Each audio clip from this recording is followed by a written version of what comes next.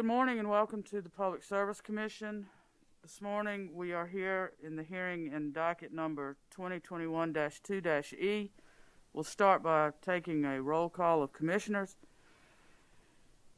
Here in the hearing room we have Commissioner Caston and Vice Chairman Belser. Virtually we have Commissioners Powers, Commissioner Urban, Commissioner Thomas, and Commissioner Carol Lee Williams. Mr. Stark, would you please read the docket for this morning's proceeding? Yes, thank you, Madam Vice Chair. Madam Vice Chair and other commissioners, we're here for the proceeding in docket number 2021-2-E, which concerns the annual review of base rates for fuel costs for Dominion Energy South Carolina Incorporated for potential increase or decrease in fuel adjustment or gas adjustment. This hearing has been scheduled for April 8th, 2021 at 10 a.m., broadcasting out of the Commission's business office at 101 Executive Center Drive, Columbia, South Carolina, 29210. Madam Chairman, I believe the docket to be in order. Thank you, Mr. Stark. We'll now take appearances from the parties. Representing Dominion Energy South Carolina, Mr. Gissendanner, you here? Good morning, Vice Chair Belser and members of the Commission. My name is Matt Gissendanner. I am Corporate Counsel for Dominion Energy South Carolina. With me today are Mr. Mitch Wilby and Mr. Tracy Green from the law firm of Wilby and Hafer, and also Michael and Zelmo from McGuire Woods.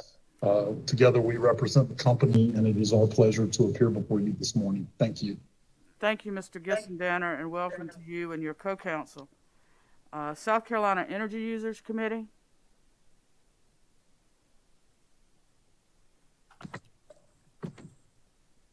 Madam Chairman, I'm Scott Elliott. I'm here on behalf of the Energy Users Committee.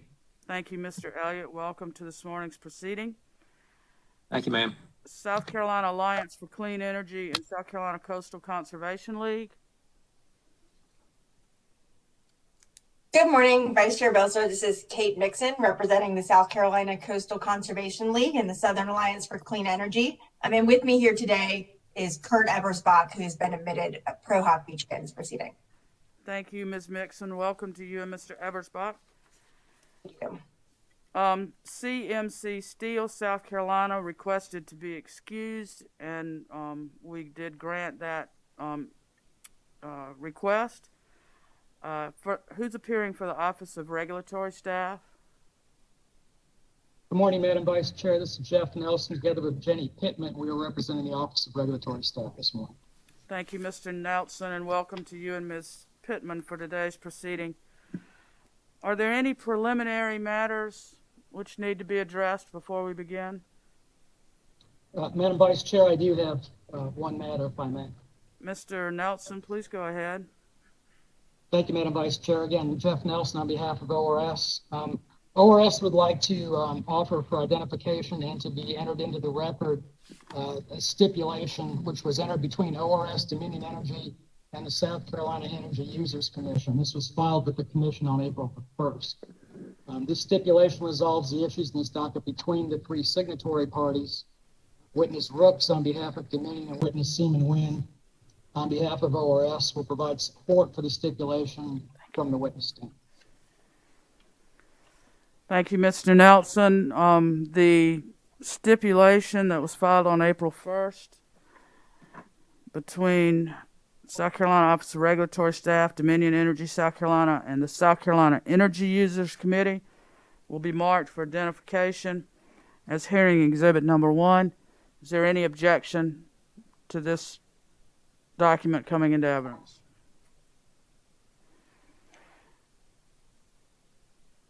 It is marked for hearing exhibit number 1 and entered into the evidence of this case. Thank you, Mr. Nelson. Anything else?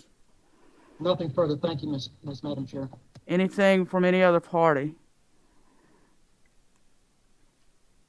I have a question of the parties.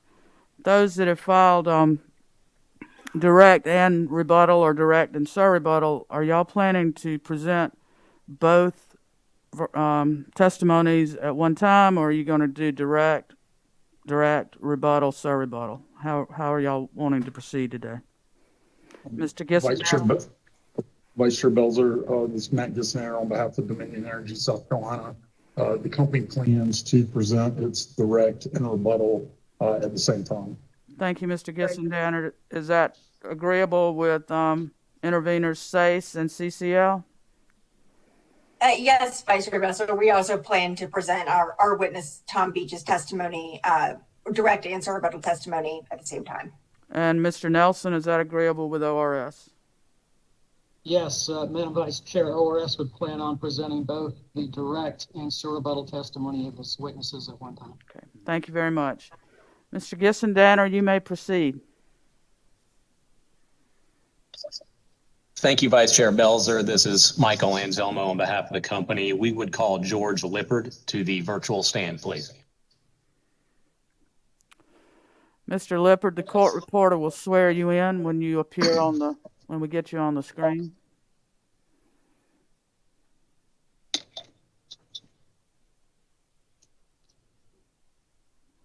Okay. Mr. Lippard, please raise your right hand.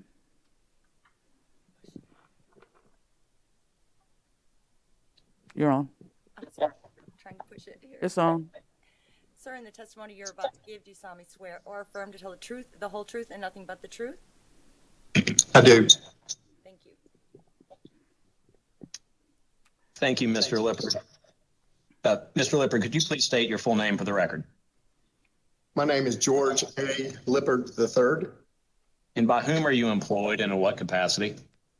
I'm currently employed by Dominion Energy South Carolina Incorporated as the site vice president of the Virgil C. Summer Nuclear Station.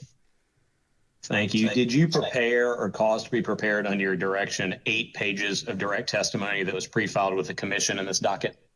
Yes, sir. Did your direct testimony include any exhibits? No, it does not. Do you have any changes or additions to that testimony? Yes, sir, I do.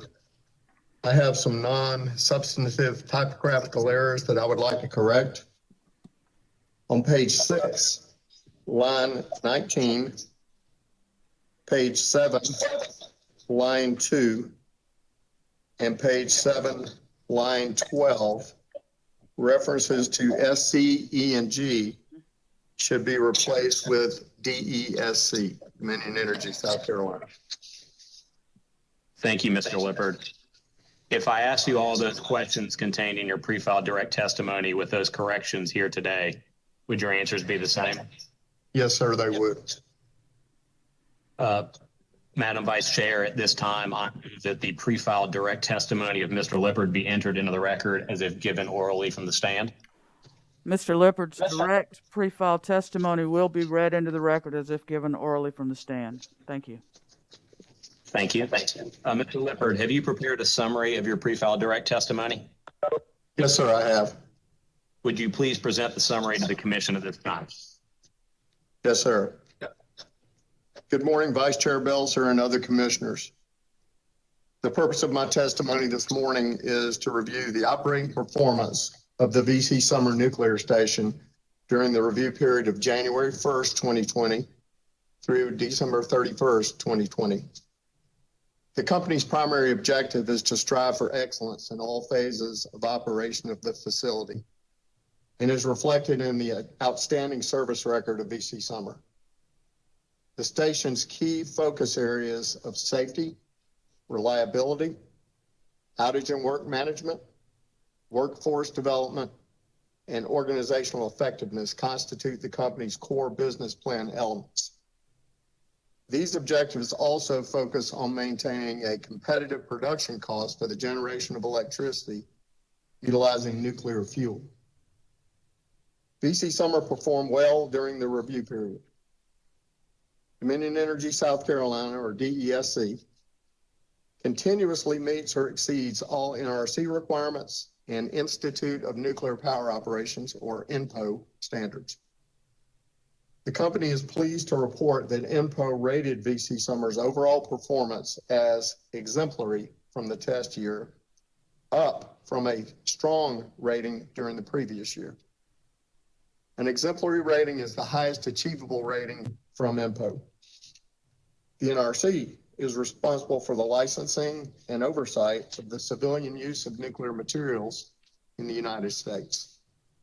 During the review period, the NRC reported that BC Summer operated in a manner that preserved public health and safety and fully met all cornerstone objectives.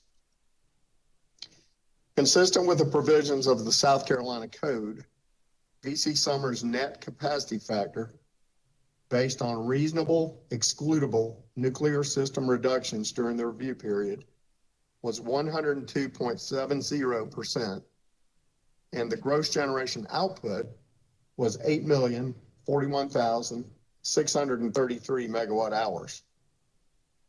BC Summer experienced one mid-cycle unplanned maintenance outage during the review period.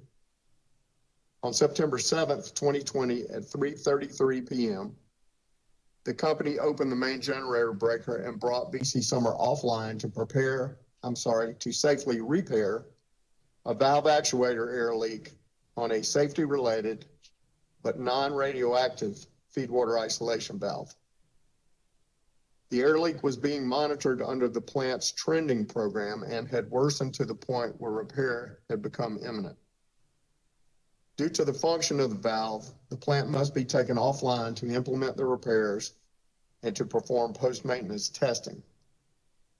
The valve actuator was repaired and tested, and the outage ended with the closure of the main generator breaker on September 10th, 2020 at 05:10 a.m.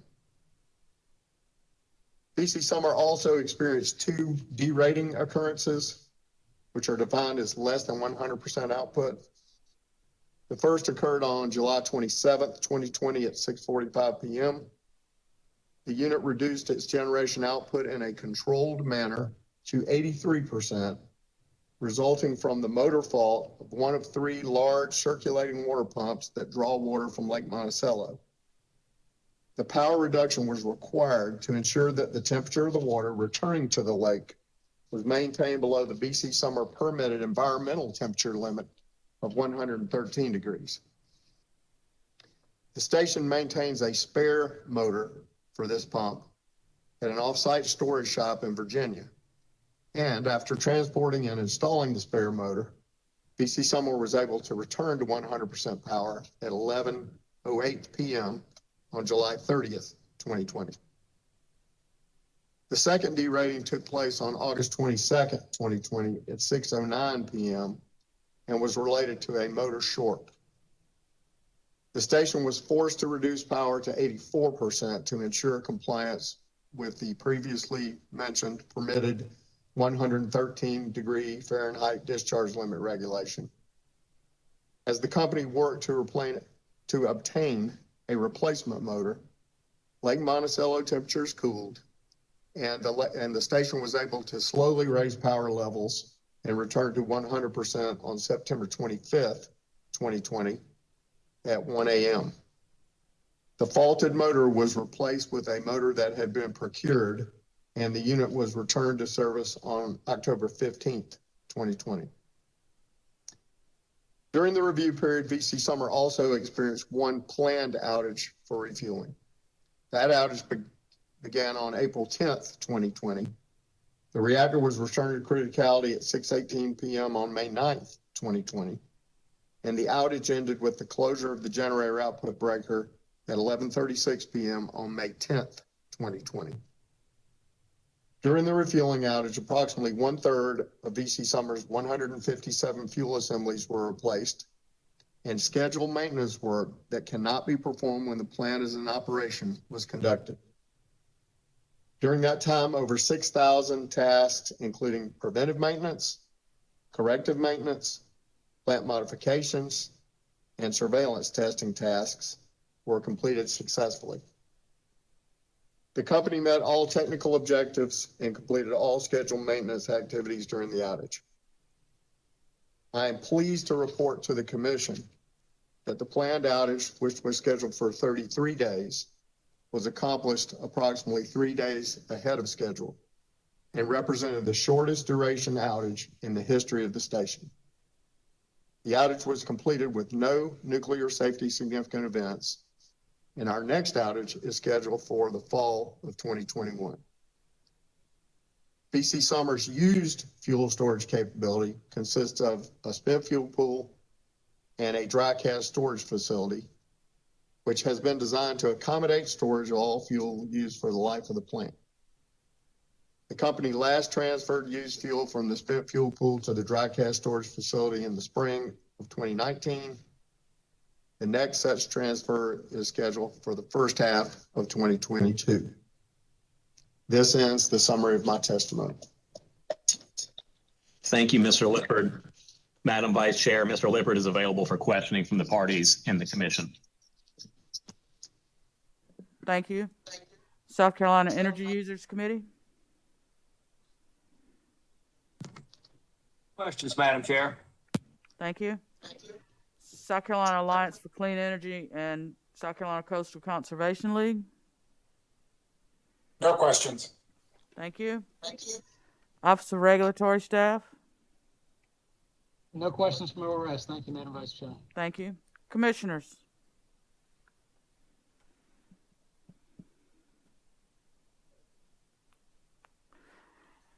Mr. Lippard, I have a couple of questions in it. In your summary, and maybe I just misheard this, but when you talked about the length of the refueling outage was scheduled for 33 days and was accomplished approximately how many days ahead of schedule? The actual duration of the outage was 30 days and 1 hour. Okay. So approximately 3 days ahead of schedule, two days and 23 hours ahead of schedule. I just questioned because in your written testimony it said 2 days, so I was just a little curious of the discrepancy. I apologize for that. That's all right. The second derating that took place in August, that was because the replacement pump had an issue or failed. Is that correct? Yes, ma'am. We have three very large pumps that draw water from Lake Monticello. They pump about 175,000 gallons per minute of water. We have three of those, and we maintain a spare motor at a storage facility in Chesapeake, Virginia. The first failure occurred toward the end of July. And as soon as we determined that it was just the motor and not the pump itself, we had our motor shipped down from Virginia and we installed it, and we're back up at 100% power in about 3 days. Unfortunately, the replacement motor, we believe it may have been the victim of a lightning strike. We're not sure. We know it was the motor itself. We've done disassembly and so forth on it, so we know it was not the breaker that feeds the motor. We know it wasn't the cable that runs from the breaker to the motor, but it was the replacement motor. You are correct. It was the replacement motor that failed, and so now we have no spare. So we were able to procure a spare motor from a motor shop in Oklahoma and bring it in September and install it. So now we have, instead of 3 motors and 1 spare, we'll have in the future 3 motors and 2 spares.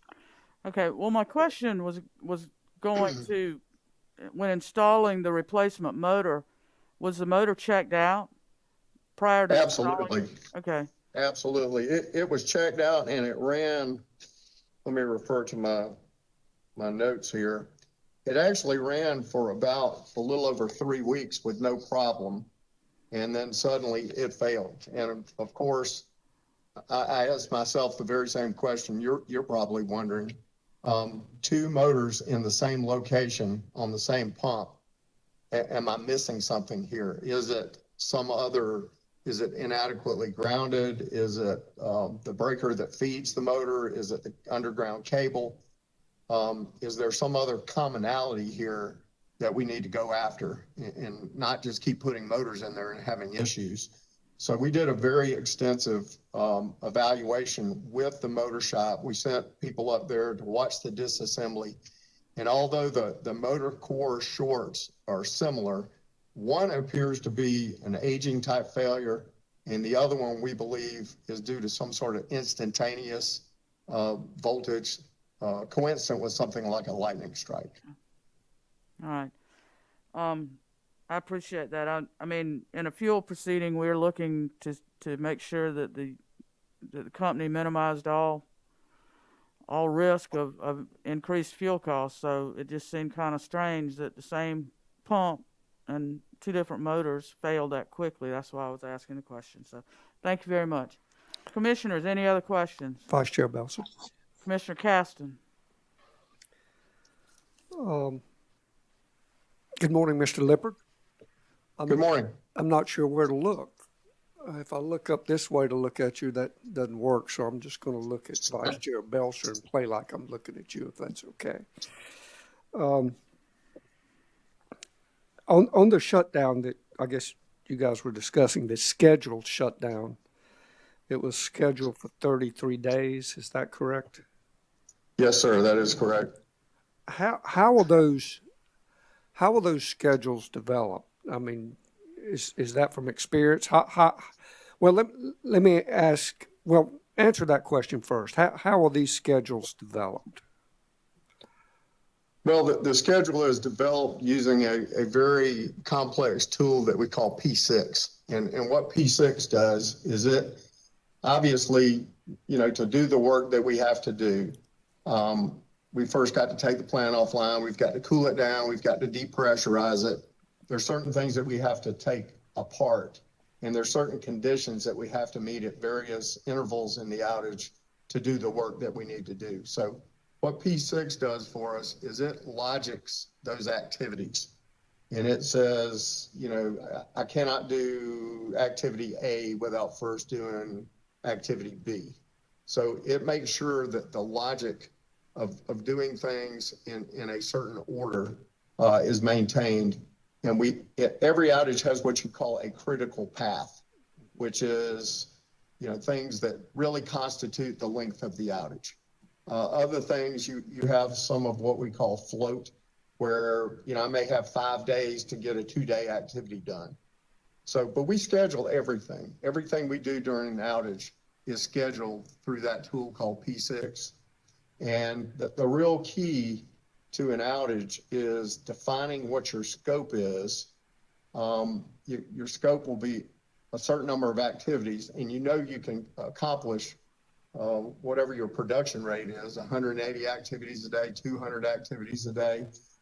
You can kind of do the math and figure out how long your outage is going to be based on the number of people you have working and their historical production rate.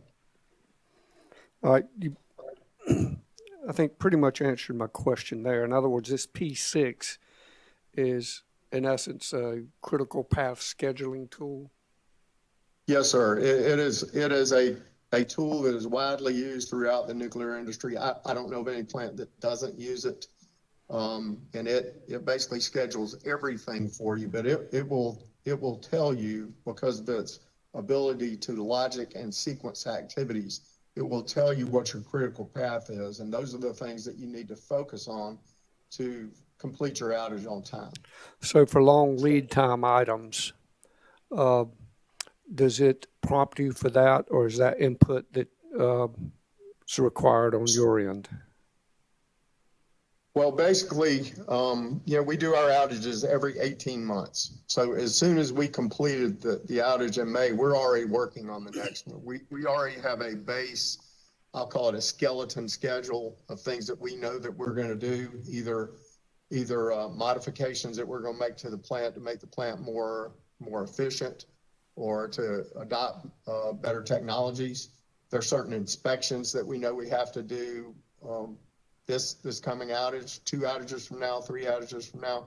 So we kind of lay out the skeleton of that schedule to know, first of all, what does the critical path look like? What specialty resources am I going to need to bring in?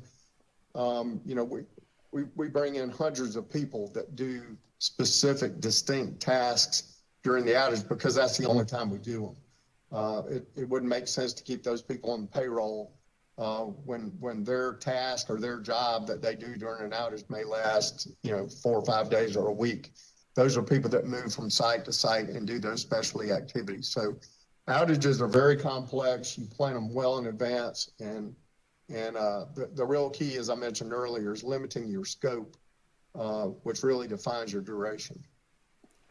All right, one final question. I guess it kind of builds on what Vice Chair Belzer was asking.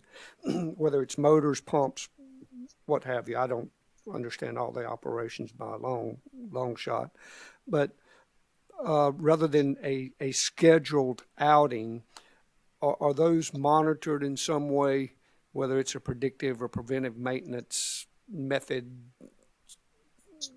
So Yes, sir. Okay. I can use those exact pump motors as an example. You'll notice in my testimony that I mentioned that the plant was able to inch back up to 100% power by around September 25th. So as part of our predictive and preventive maintenance routine in January, when Lake Monticello is cold, relatively speaking, I can maintain 100% power with only 2 pumps. It's only during the summer months or the warm weather months that I have to run all 3 pumps. So that gives me an excellent opportunity to go in and do what we call PMs, which is preventive maintenance, do inspections, examinations and so forth to make sure my motors are healthy. If this exact failure had happened in any time after September, I'd have been able to maintain 100% power. But I've got to limit the amount, the temperature of the water that goes back to the lake after it passes through my condenser. So it was really an environmental limit that forced me down to 83, 84% power. Thank you, Mr. Lippard. Yes, sir. Commissioners, any further questions? Vice Chair Belzer, this is Commissioner Thomas. Commissioner Thomas, please go ahead. Thank you. Mr. Lippard, it's good to meet you virtually. Just a couple of little questions here. So, as I understood, now you have 2 replacement motors instead of 1. Is that correct? Yes, sir. Okay. And are those still located in Virginia or? Yes, sir. They're located at a shop, a company called EMC, Electric Motors Corporation in Chesapeake, Virginia.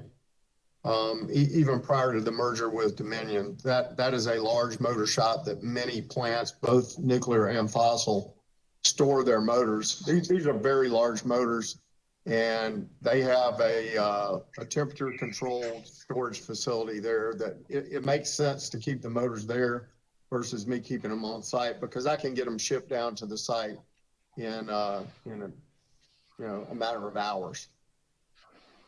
Okay. So, in connection with the potential damage that occurred to the motor that was located in Virginia, as you said, perhaps a lightning strike, have any actions been taken there to help keep that sort of incident from occurring in the future? Yes, sir. That was one of the things that we did in January. We checked the grounding out at the circulating water pump pad to make sure we didn't have any issues there. I mean, a direct lightning strike to a motor is going to take it out, but we wanted to make sure we were protected from a lightning strike, I'll say, in the vicinity, so to speak, in an adjacent area. We wanted to make sure that we didn't have something like that going on. Also, we've worked very closely with EMC. We have an engineer who specializes in motors, and he went up to Chesapeake for the disassembly and examination of these motors to make sure we understood very thoroughly and very completely what exactly happened. Sometimes those things are self-revealing. Sometimes you got to dig a little deeper to find the real cause. But we are confident, I'm confident today that if we lost a motor, we'd be able to stay at 100% power, and I would have a healthy motor coming from Chesapeake in a matter of hours. Okay. So, basically, you think that the motor was damaged while it was in operation by a lightning strike, not while it was in storage, correct? That's correct. I cannot tell you for certain that it was a lightning strike. The forensic report said a large voltage surge. one of the things we did, we talked to transmission and delivery to see if there was a system voltage surge around that time that would have explained the potential fault of this motor. Now, if that had occurred, I would have expected to see many other components affected, not just the one. But there are certain things that you cannot see with a motor until you disassemble it and take it apart. But these motors are now pristine based on the challenges that we had in July and August. Okay, thank you very much. That's all I had. Yes, sir. Any other commissioners? Mr. Alzom? Mr. Alzom, any redirect? No redirect. Okay. Mr. Lippert, thank you for your testimony today. You may step down. Thank you. Dominion, please call your next witness. Thank you, Madam Vice Chair. We call Gene Delk.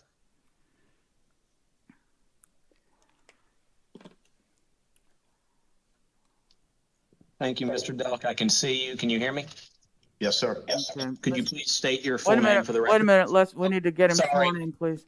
Mr. Delk, we'll get you and the court reporter on the screen together. Just a second.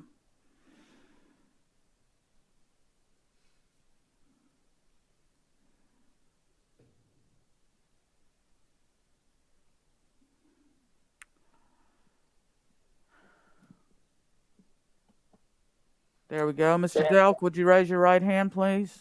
Sir, in the testimony you're about to give, do you solemnly swear or affirm to tell the truth, the whole truth, and nothing but the truth? I do. Thank you.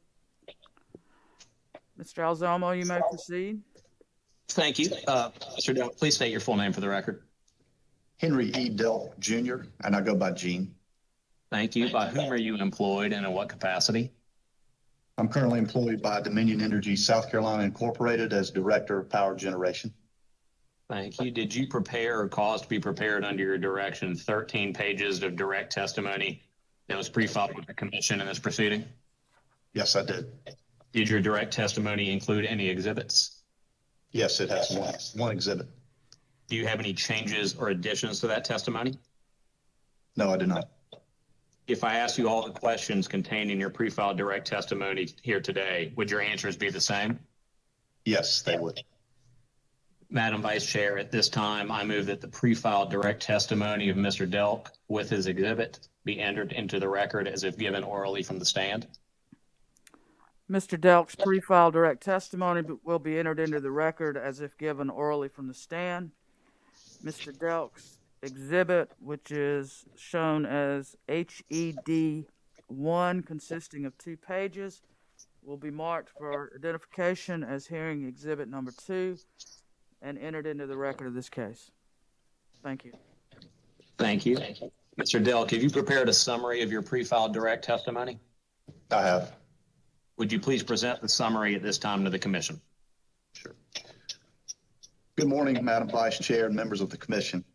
The purpose of my testimony is to review the operating performance of our non-nuclear power generation units from January 1, 2020 through December 31, 2020.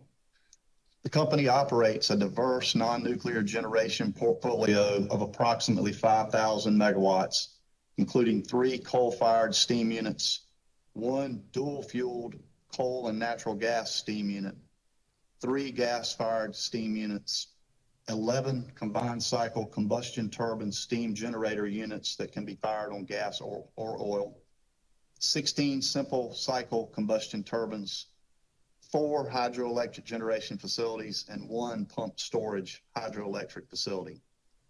The company also owns and operates a thin film laminate solar generation system on 10 acres of rooftop at Boeing's North Charleston production facility. The company also has interconnected renewable energy approaching 900 megawatts under existing purchased power agreements.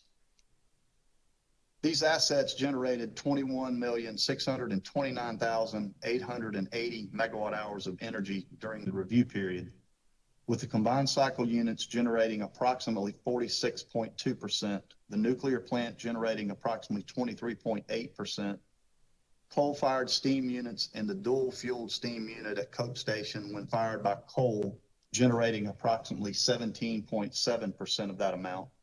The gas-fired steam units and the dual-fuel steam unit at Coke when fired by natural gas, generating approximately 7.9%. The peaking gas turbines and hydro units generating approximately 4.3%, and the company-owned solar generation facility generating less than 1%.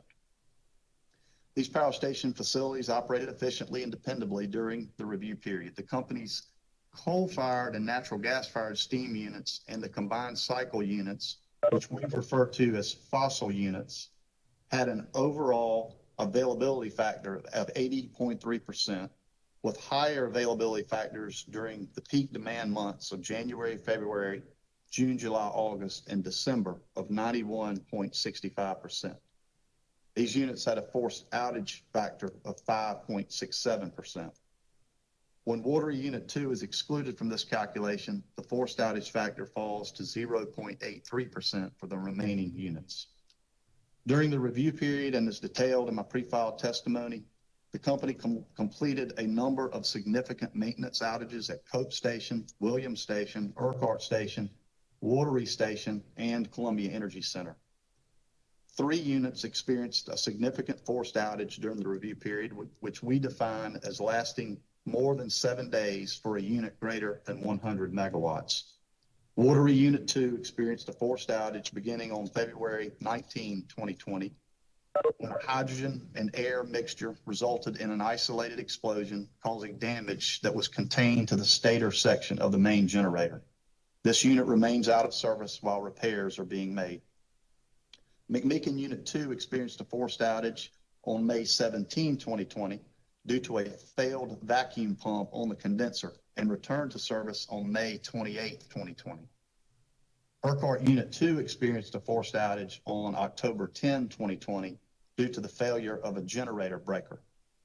The company removed this breaker from service, changed relay settings to allow for continued operation of the unit using a single breaker until a replacement was able to be installed. The unit was returned to service on October 22nd, 2020.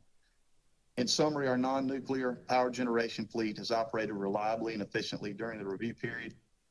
Thank you for your time. This completes the summary of my testimony. Thank you, Mr. Delk.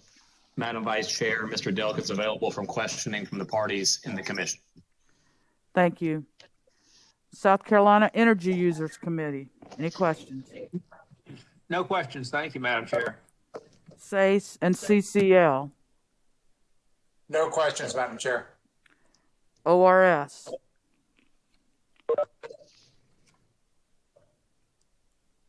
No questions from ORS. Thank you, Madam Vice Chair. Commissioners, questions for Mr. Delk. Vice Chair Belzer, this is Commissioner Williams. Commissioner Williams, please go ahead. Mr. Delk, good to meet you virtually. As Dominion has done over and over again with the new commissioners, you all are kind of training us on in this case, fuel cases and learning lots. So my question is really just a curiosity. I noted in the sources of power, the last one that you listed was the 900 megawatts of renewable energy that you have available through the PPAs. Why is that included in your information in this fuel case as compared to the other sources, which are all Dominion owned? Yeah, I think the reason we included that is just to show you the dynamics of the system. It has changed the way we operate. We now have to make room for that intermittent power that comes onto our system. That power, we've gone from no solar or very little solar 4 or 5 years ago to 900 megawatts today, and it changes the dynamics of how we operate the system.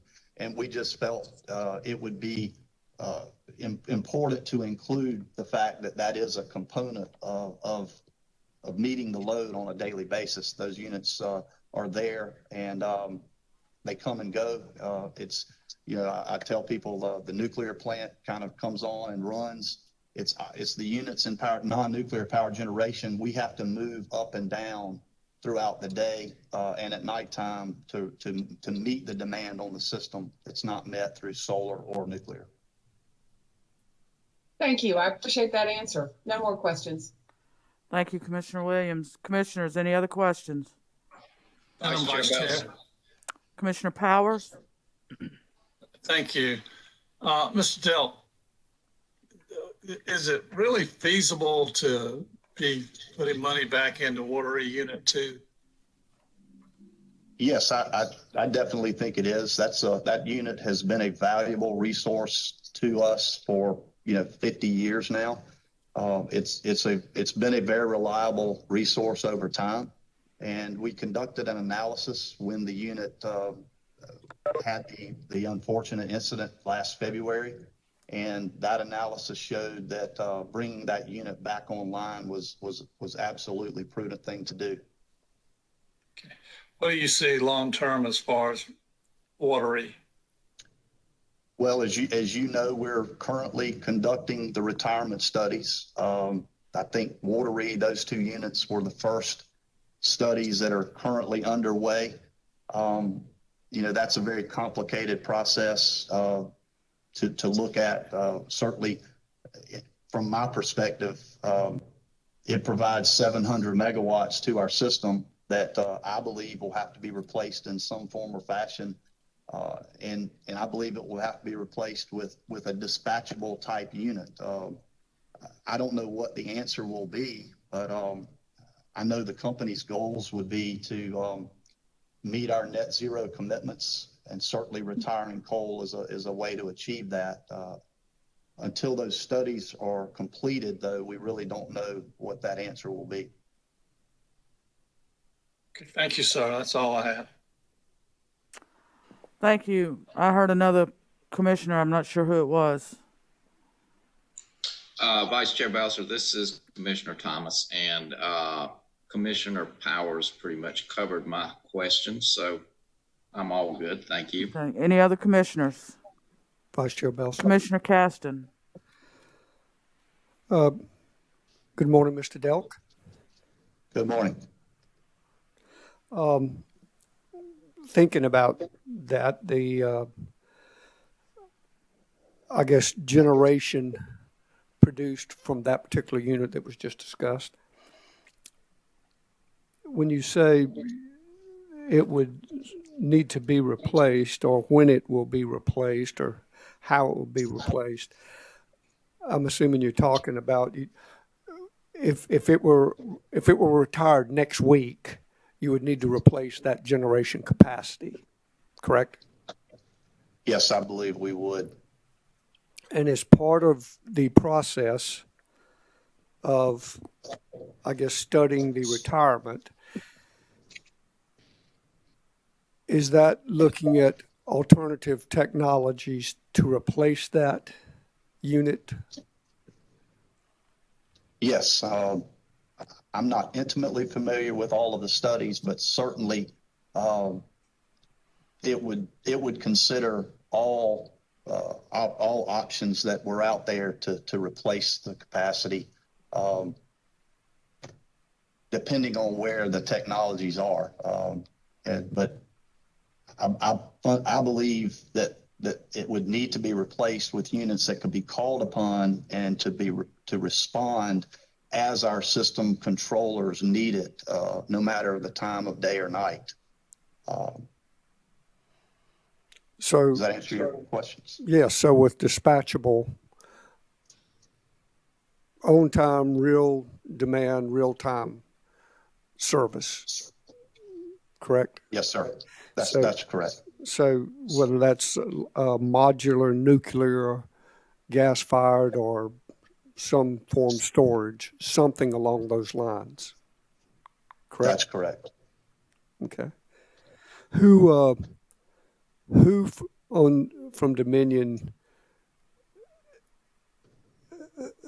is I guess looking at that, who would be able to answer those questions relative to the technologies that may be considered? Well, we have a team who is involved in that. That team would consist of folks from my area in more of your traditional hydro or fossil fuel gas powered plants. We have, fortunately now, being with Dominion, we have resources in Virginia. They're doing offshore wind. They're looking at battery technologies, other storage solutions. So it would be a whole team of folks that is honestly pulled together by our resource planning group to sort of shepherd that decision-making process.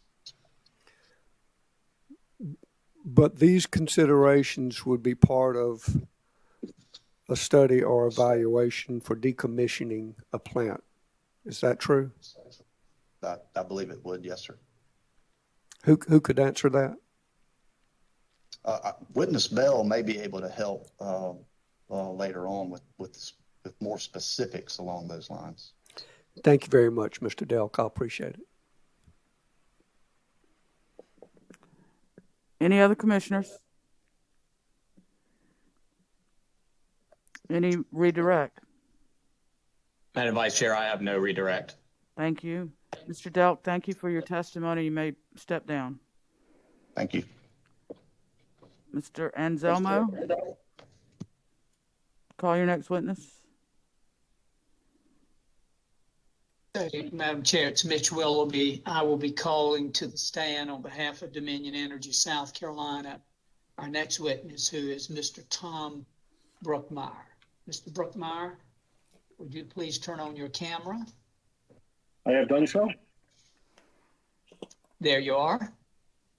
And Mr. Willoughby, once we get there we go, and we'll ask. Absolutely. I was going to say the witness is ready to be sworn. Thank you. Sir, in the testimony you're about to give, do you solemnly swear or affirm to tell the truth, the whole truth, and nothing but the truth? I do. Thank you. Please proceed, Mr. Willoughby. Thank you very much, Madam Chair. Please state your full name for the record. My full name is Tom A. Brookmeyer. And by whom are you employed and in what capacity?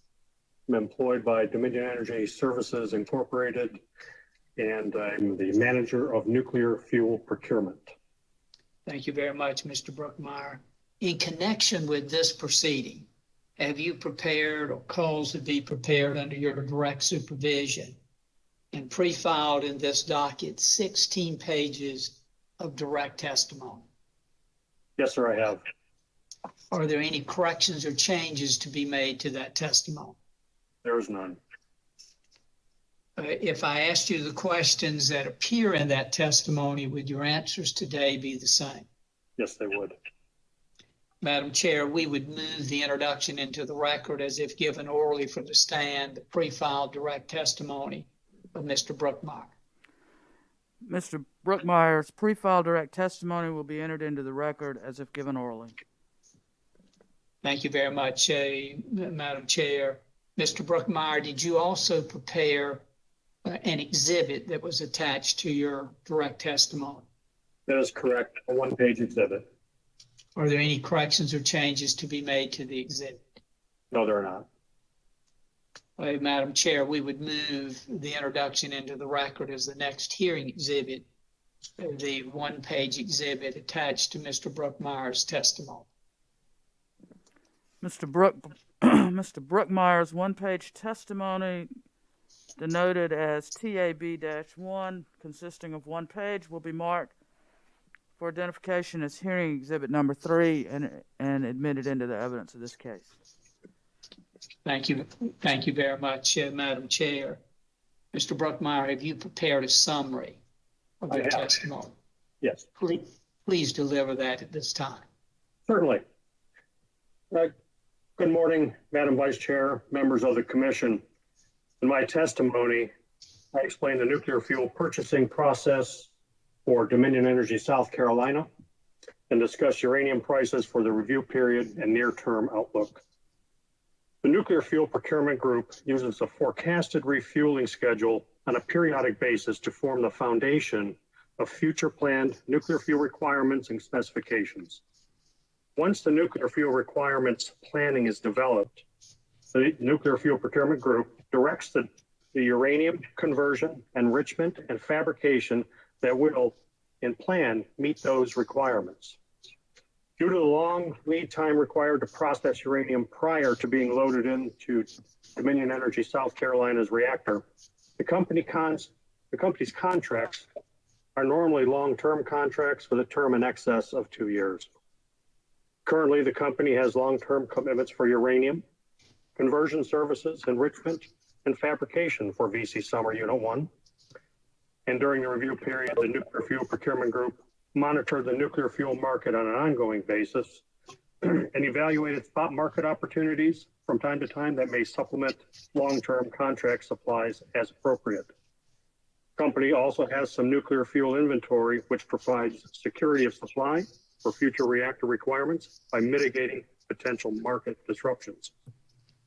The nuclear fuel market softened considerably in the past 6 to 7 years after the Japanese earthquake and tsunami on the Fukushima nuclear plant in 2011, and uranium conversion and enrichment markets all showed varying decreasing pricing trends in that period. However, since 2018, there has been a gradual reduction of excess fuel inventory levels, and market prices for uranium and enrichment have increased somewhat. Market prices for conversion have increased significantly, but prices at the present time for all three segments have been relatively stable. The price trend in the U.S. domestic nuclear fuel fabrication continues to be difficult to measure because there's no active spot market for fabrication. But the general consensus is that costs will continue to increase due to regulatory requirements, reduced competition, and new reactor demand both in the U.S. and abroad. As the company has previously advised the Commission, Dominion Energy South Carolina has already transferred to VC Summer Unit 1 inventory of all the nuclear fuel originally purchased for VC Summer Units 2 and 3. With the abandonment of Units 2 and 3, DESC recorded downward adjustments of this inventory to market value to reduce the carrying cost of the fuel. Additionally, DESC is using cost averaging methodology for VC Summer nuclear station reactor fuel. As a result of these changes, the company expects that its nuclear fuel expense will continue to be significantly reduced in the short term, and that the volatility of individual refueling batches due to swings related to uranium commodity pricing and timing of purchases will also continue to be reduced. The company is seeking Commission approval to direct certain labor costs to nuclear fuel capital through a fuel capital batch account. The company historically has expensed all labor costs as incurred through O&M labor costs. However, the company believes it is appropriate to change this treatment and charge the internal labor costs incurred in support of procurement, design, analysis, and fabrication of nuclear fuel assemblies, the nuclear fuel capital. The company makes this request because, unlike fossil fuels, nuclear fuel assemblies are a manufactured product that first requires procurement planning, extensive design and engineering, fabrication surveillance, and detailed receipt inspection at the reactor sites, where they are used for typical periods of 3 to 5 years before being discharged. In fact, there are internal costs incurred by the company for more than a year in advance of the delivery of the nuclear fuel assemblies. Changing to this method of recording costs would mean that these internal labor costs related to planning, designing, analyzing, fabricating nuclear fuel assemblies would not be recognized in fuel cost until that particular batch is placed into service in the reactor. If the change is approved, a small amount of labor costs would be recognized in the fuel costs planned for the fuel batch to go into service later in the 2021 reporting period. However, the majority of these labor costs would not be recognized in fuel costs until later in the 2024 reporting period, due to the manner in which the fuel batches are processed. In summary, the Nuclear Fuel Procurement Group made reasonable and prudent efforts to obtain market-based prices and reliable supply for its nuclear fuel requirements at VC Summer Unit 1. Therefore, on behalf of the company, I respectfully request that the Commission find that the company's fuel purchasing practices were reasonable and prudent for the review period. Further, the company respectfully requests approval to include certain labor costs associated with the procurement, design, analysis, and fabrication, including the receipt inspection of nuclear fuel assemblies as part of the fuel batch capital on an ongoing basis beginning January 1st, 2021. That ends my summary, Mr. Willoughby. Thank you very much, Mr. Brookmeyer. Madam Chair, Mr. Brookmeyer is available for questions from the parties or from the commission. Thank you, Mr. Willoughby. Any questions from South Carolina Energy Users Committee? No questions. Thank you, Madam Chair. Any questions from SACE or CCL? No questions, Madam Chair. Any questions from the Office of Regulatory Staff? No questions, Madam Chair. Thank you. Commissioners? Commissioner Caston? Okay. Good morning, Mr. Brookmeyer. Can you hear me Good okay? morning. Yes, I can. On page 14 of 16, and I guess it goes through 15, on your direct testimony, you state that the Federal Energy Regulatory Commission recognizes that the company, like many U.S. utilities, completes many of the batch design analysis steps itself to ensure greater cost control as well as more control over security of supply. And you go on to say the company incurs some of these costs and so forth. How long has FERC recognized this treatment? Do you know? Well, I only know from the recent, but the FERC audit that we had, I think it was back in 2009. It was before my time. But in speaking with the people involved with that audit, the relationship that we have in terms of charging these types of costs to fuel capital was discussed with FERC along with other costs. And they recognized that and agreed that that was an appropriate charge. However, what they did tell us was costs that would not be allowed. And those would be like regulatory costs, would be lobbying costs, and those types of costs that were part of doing business, not associated with the design and fabrication of the fuel assembly itself.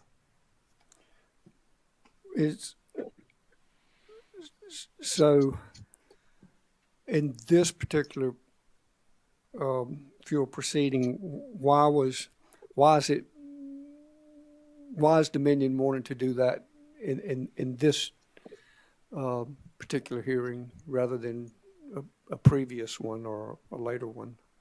Well, this is the first time that as an integrated company that we have taken over from the Richmond side for the entire company in terms of nuclear fuel procurement.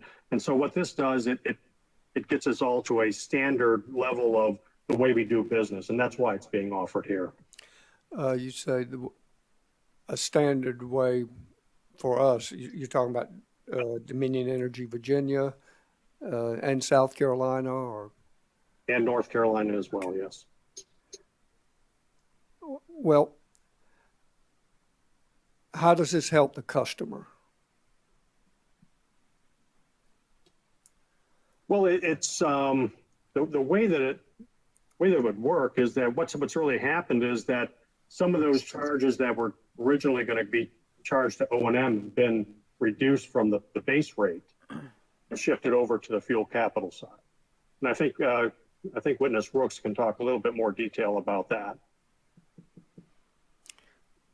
I understand that, and I think that's what I recall reading, I think, in his testimony too. I'm just kind of trying to wrap my head around, okay, is that a positive or a negative for the customer one way or the other? I would say that it's probably more or less an indifferent to the customer. Yeah, I don't know exactly what the net cost difference would be, quite frankly. All righty. Thank you very much, Mr. Brookmeyer. Thank you. Any other commissioners?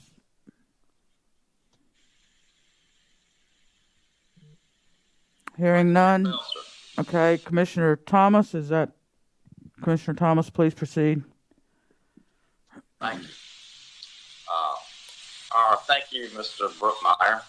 Just a couple of questions. So, how many states do you operate in that allow these new proposed costs to go through the fuel adjustment?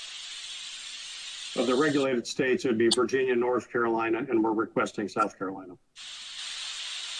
And do you have other states where this could apply, but you're not approaching it in that manner? No, we have a merchant fleet that we also charge these, that would be in Connecticut. Okay. So,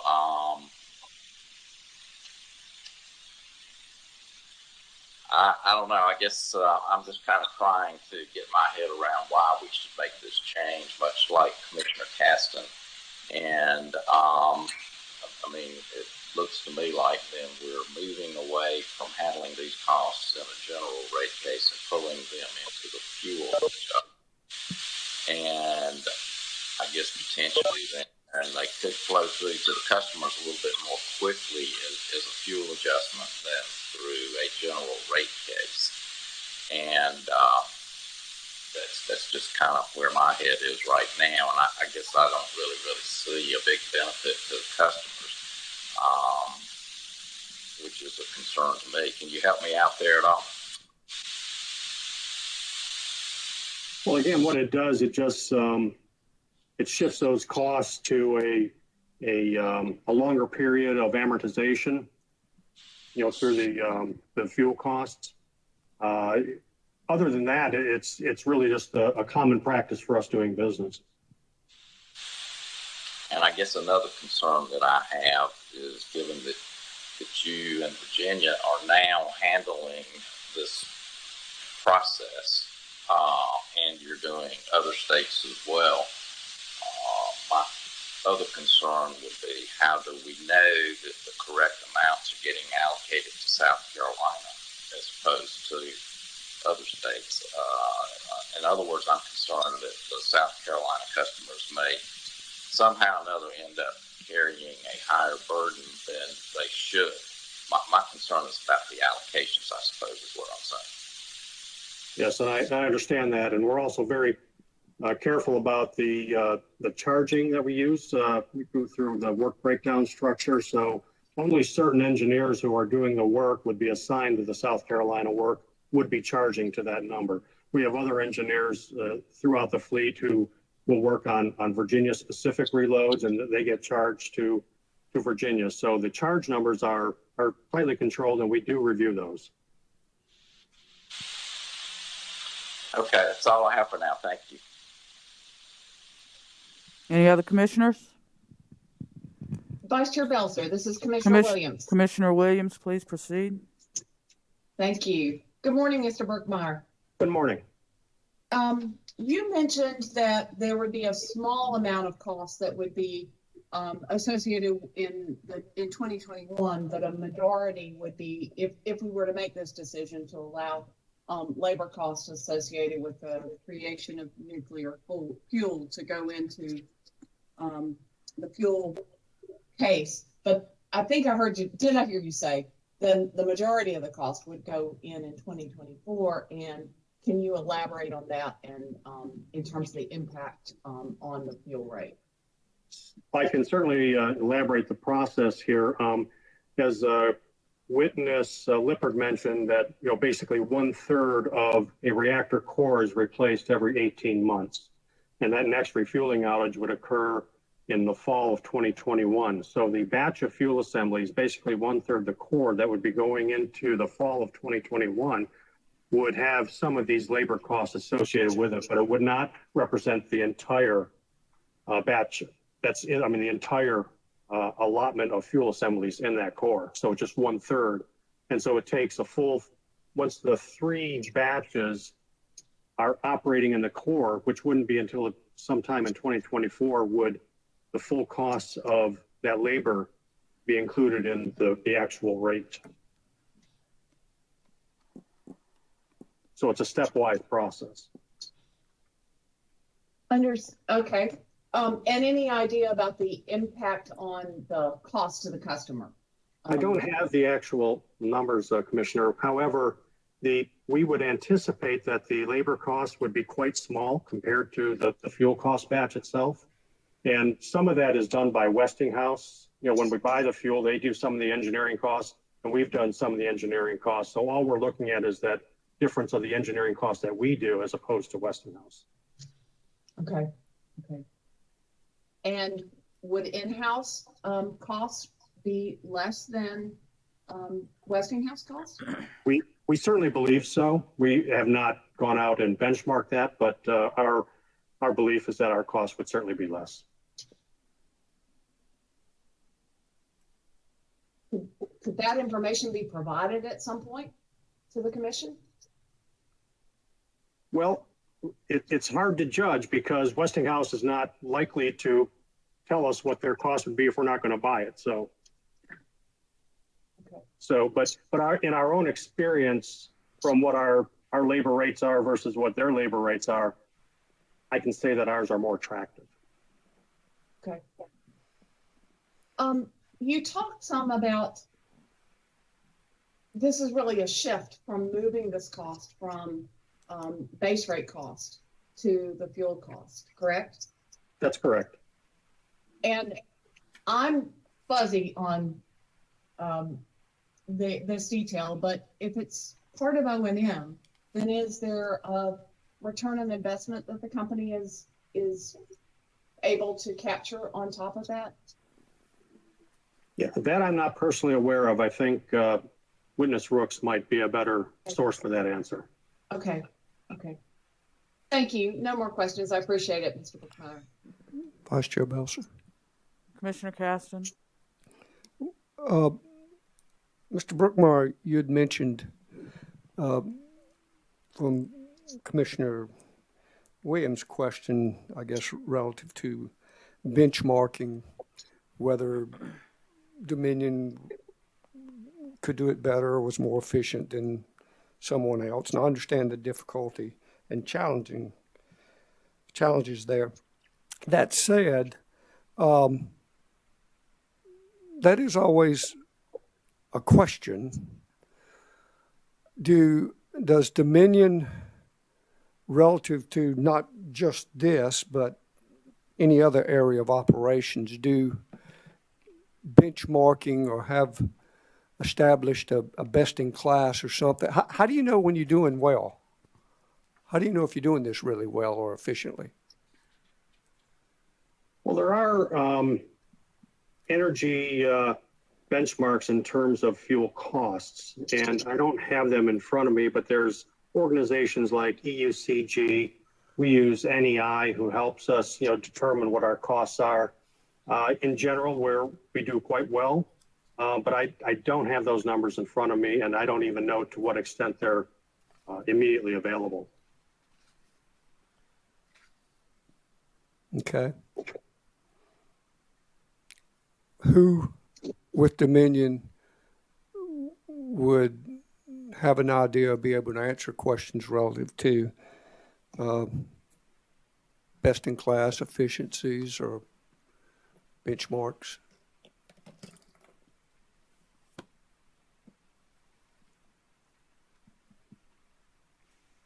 I'm thinking here. I don't know if there's anyone on the witness panel who has that information. I know that it exists within our financial organization. So I don't know right offhand, to be honest.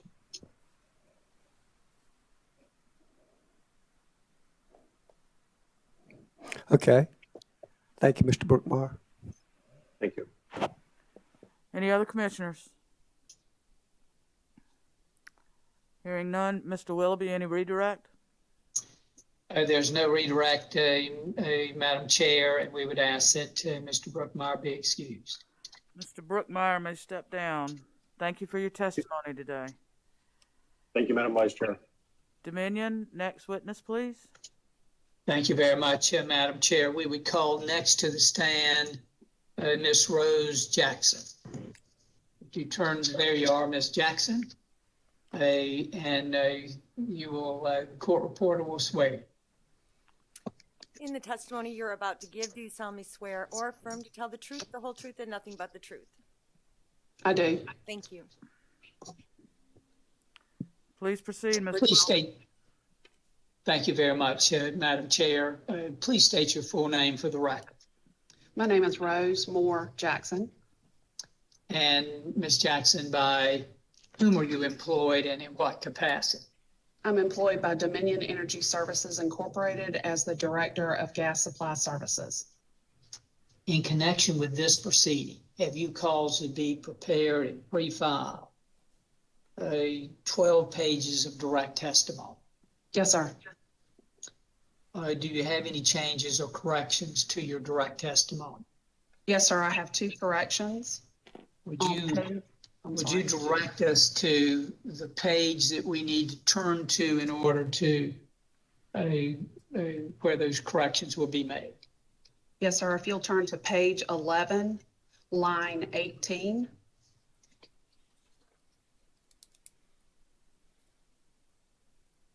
And the change to be made at that page and line number.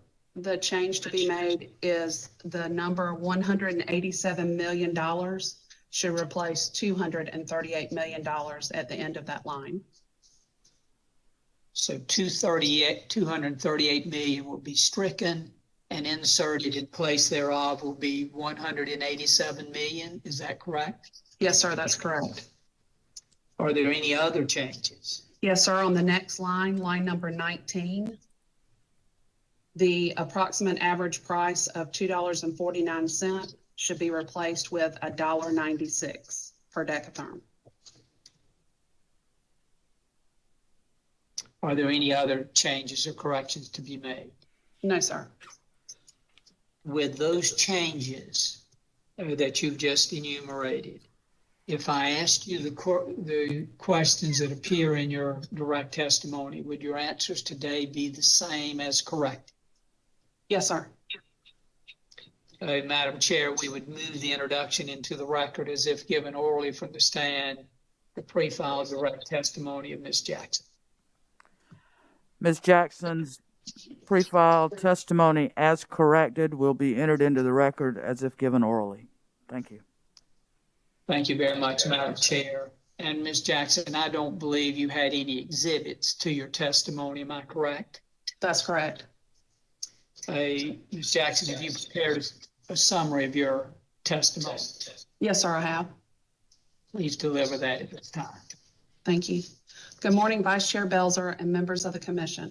On behalf of Dominion Energy South Carolina, or DESC, I'm appearing before you today to provide information about the natural gas purchasing process for DESC generation and to discuss natural gas prices for the review period of January 1, 2020 through December 31, 2020, and the outlook for natural gas prices in the near term. The gas purchases made by the Gas Supply Department are driven by the needs of the Electric Generation Group. Our department provides DESC's Economic Resource Commitment Group, or ERC, with current market information that can be used in the electric generation dispatch modeling to determine the most economic means of reliably meeting the electric needs of our customers. Once ERC decides that natural gas is the economical choice for providing reliable power to our customers, our department is directed to purchase gas supplies for delivery with a stated term and volume at the best available current market prices. Prices in the NYMEX natural gas commodity market began the review period at $2.18 per decatherm. Warmer than normal winter temperatures in the first quarter resulted in prices decreasing as low as $1.51 by late March. The market increased from this point, reaching the $2.16 area by early May, but could not sustain that level, dropping to the $1.43 area by late June. A combination of increasing electric generation demand as the temperatures climbed, along with an active hurricane season, which limited Gulf supply, drove prices to its peak at $3.39 in early November. However, actual winter weather was warmer than forecasted, resulting in prices decreasing to the $2.42 area by the end of the review period. During the review period, DESC purchased approximately 95 million decatherms of natural gas for electric generation at a total cost of approximately $187 million and at an approximate average cost of $1.96 per decatherm. The current price forecast for the remainder of 2020 2021, suggests natural gas prices are likely to average below $3 per decatherm as the winter period comes to a close. However, short-term price volatility can result from changes in either supply or demand. Energy analysts forecast the commodity price for natural gas to remain below $3.50 per decatherm over the next 3 to 5 years. In conclusion, I respectfully request that the Commission find that DESC natural gas purchasing practices for electric generation were reasonable and prudent. This concludes my summary. Thank you very much, Ms. Jackson. Madam Chair, Ms. Jackson is available for questions from the parties or from the Commission. Thank you, Mr. Willoughby. Questions from Energy Users Committee? No questions, Madam Chair. Thank you. Questions from SACE and CCL? No questions, Madam Chair. Any questions from the Office of Regulatory Staff? No questions, Madam Chair. Thank you. Commissioners? Commissioner Thomas? Thank you. So are you hearing me okay? Yes, sir, I can hear you. Okay. Thank you. It's good to meet you, Ms. Jackson. So can you help me understand why there was such a large change in the total cost and the per decatherm price that you just corrected? Yes, sir. That number was just not updated. Amazingly enough, the volumes were the same from year to year. The 95 million decatherms were the same from the previous year to this review period, but we just had not updated the total cost or the average unit cost per decatherm. It was an oversight on our part. Okay. Prices were lower for the review period compared to the previous one. Right. Okay. Thank you for that. That's all I have. Commissioners, questions? Vice Chair Belcher. Vice Chair. Commissioner Carolee Williams. I'm sorry. Thank you. Ms. Jackson, thank you for your testimony. In your prepared testimony, you talk about the demands associated Jasper and Columbia Energy Center on page 7 of your testimony. And you talked, and we've heard about the Jasper outage error, and wanted to understand if it affected your team's calculations of Jasper's natural gas demand going forward. No, ma'am, not that I'm aware of. And did the company contract out the 125,000 decatherms per day from Transco with only a 3-day outage for Jasper in your cost model? We decided to contract for the 125,000 decatherms per day of the Southeastern Trail Project approximately 3 to 4 years ago, looking at the forecasted demand for the generation going forward from that. So that was put into play many years ago. Okay. Okay. Thank you very much. No more questions. You're welcome. Commissioner Caston. My question was answered. Thank you, Thank Vice you. Chair Belcher. Any other commissioners? Madam Chair, Commissioner Irvin. thank you. Good morning, Ms. Jackson. How are you? Good morning. Good. How are you? Great. I know in past years, you told us that from time to time you use hedging as a way to try to prepare for drastic increases in natural gas pricing. Are you still using that program, or have you discontinued it? No, sir. With regards to the hedging program, that program was suspended on behalf of the local distribution company side of the house.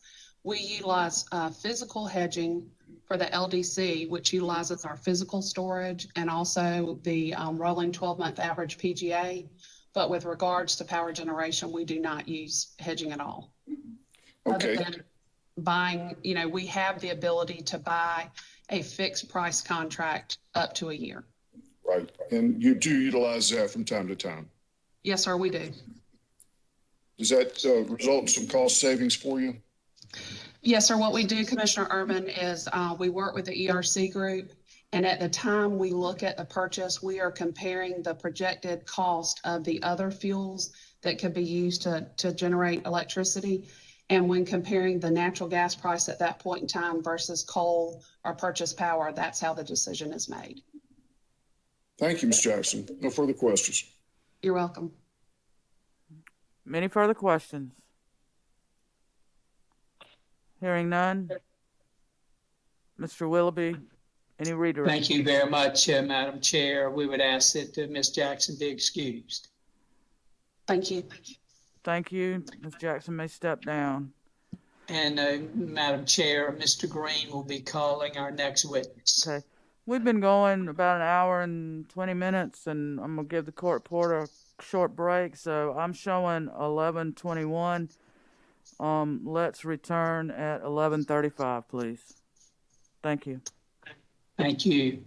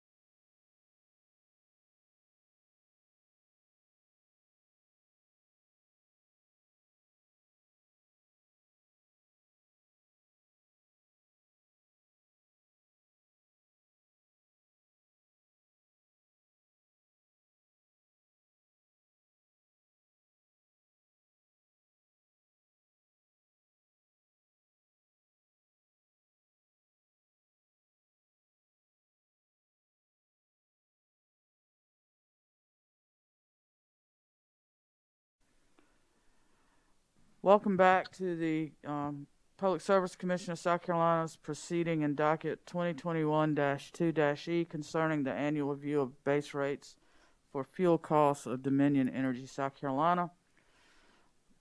Let's take a roll call of commissioners. Here in the hearing room is Commissioner Caston and Vice Chair Belser. Appearing virtually, we have Commissioner Thomas, Commissioner Irvin, Commissioner Carolee Williams, Commissioner Powers. And we are still on the case for Dominion Energy, and I believe Mr. Green is up. Is that correct? That's correct, Vice Chair. Please proceed, Mr. Green. Thank you. I'd call Michael Shin to the virtual stand. And Mr. Shin, you'd be sworn. In the testimony you're about to give, do you solemnly swear or affirm to tell the truth, the whole truth, and nothing but the truth? I do. Thank you. Would you state your full name for the record? Michael Davis Shin. And by whom are you employed and in what capacity? I'm employed by Dominion Energy Services Incorporated as the manager of market origination. And have you prepared or caused to be prepared under your direct supervision and pre-filed in this docket 18 pages of corrected direct testimony? I have. Do you have any changes or corrections to your pre-filed corrected direct testimony? I do. I have 2 changes. And if you'd please direct everyone to the page and line numbers that you'll be talking about. On line 5, South Carolina Can we get a needs page? to be. What page? Well, I'm Mr. sorry, Shin? page That's okay. page 1, line 5. South Carolina needs to be stricken and services put there. And at the end of line 5, fuel stricken and market needs to be put there. And so after that correction, you are currently employed by Dominion Energy Services, Inc. as manager of market origination. Is that correct? Correct. That is correct. Subject to these changes, if I asked you all the questions contained in your pre-filed corrected direct testimony, would your answers be the same? They would. Madam Vice Chair, we would respectfully move into the record the pre-filed corrected direct testimony of Mr. Shin as given orally from the stand. The corrected direct testimony of Mr. Shin, as corrected from the stand, will be entered into the record as if given orally from the stand. Thank you very much. Thank you. Mr. Shin, did you attach any did you attach any exhibits to your pre-filed testimony? I did not. Okay. Mr. Shin, have you prepared a summary of your direct testimony? I have. Would you please deliver that now? Yes.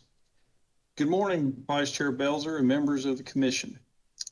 In my testimony, I described the procurement and delivery activities for coal, number 2 fuel oil, and limestone used in electric generation for DESC and GenCo's Williams Station for the period January 1st, 2020 through December 31st of 2020. The Fuel Procurement Department purchases all necessary coal, fuel oil, limestone, and associated transportation for DESC's non-nuclear plants, focusing on reliability of supply, operational, and environmental requirements, and securing reasonable prices. Coal is procured with long-term and spot purchase agreements to achieve a balance of reliable supplies and flexibility to react to market changes or short-term system needs. Fuel oil inventories are purchased to ensure adequate backup to natural gas for DESC's intermediate and peaking generators and for startup of fossil fuel generation. In 2020, DESC consumed 1,614,112 tons of coal in the production of electricity for its customers, which was 30% lower than the use of coal consumed in 2019. DESC projects that the burn rate for coal in 2021 will be approximately 2,340,291 tons. In addition to utilizing competing rail companies to take advantage of transportation savings when available, DESC diversifies its coal supply and transportation with import coal purchases when prices are competitive and by purchasing lower quality coal where practical and acceptable. During the review period, CSX remained the primary rail transporter of coal for DESC. Renegotiation of the current contract is in progress, and DESC is comparing and evaluating its viable options for transporting the coal it needs to operate reliably at market prices. During the review period, 70% of the company's coal purchases were taken through long-term agreements and 30% were taken through spot purchases. For 2021, the company anticipates soliciting suppliers of coal for additional long-term contracts and currently has long-term contracts with 5 suppliers for 70% of the forecasted total receipts. The company also has spot contracts with 5 suppliers for the delivery of 17% of its expected coal receipts. The remaining 13% will be heavily dependent on weather and generation produced at the company's other generation assets. Delivered fuel oil prices during the review period range from a low of $7.76 per million BTU in April of 2020 to a high of $14.29 per million BTU in January of 2020. DESC currently is emitting less than its SO2 and NOx emission allowances and was not required to buy any allowances during the review period. The company also secured adequate and reliable supplies of limestone for SO2 reduction.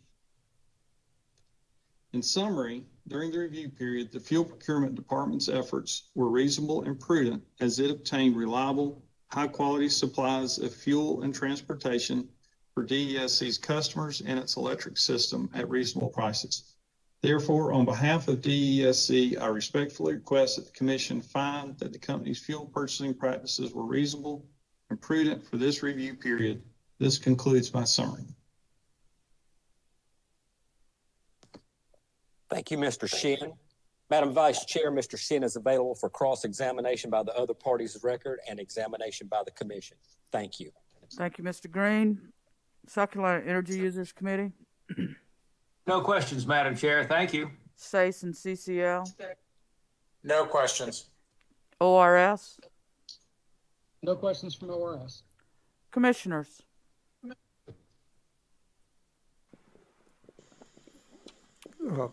Commissioner Caston.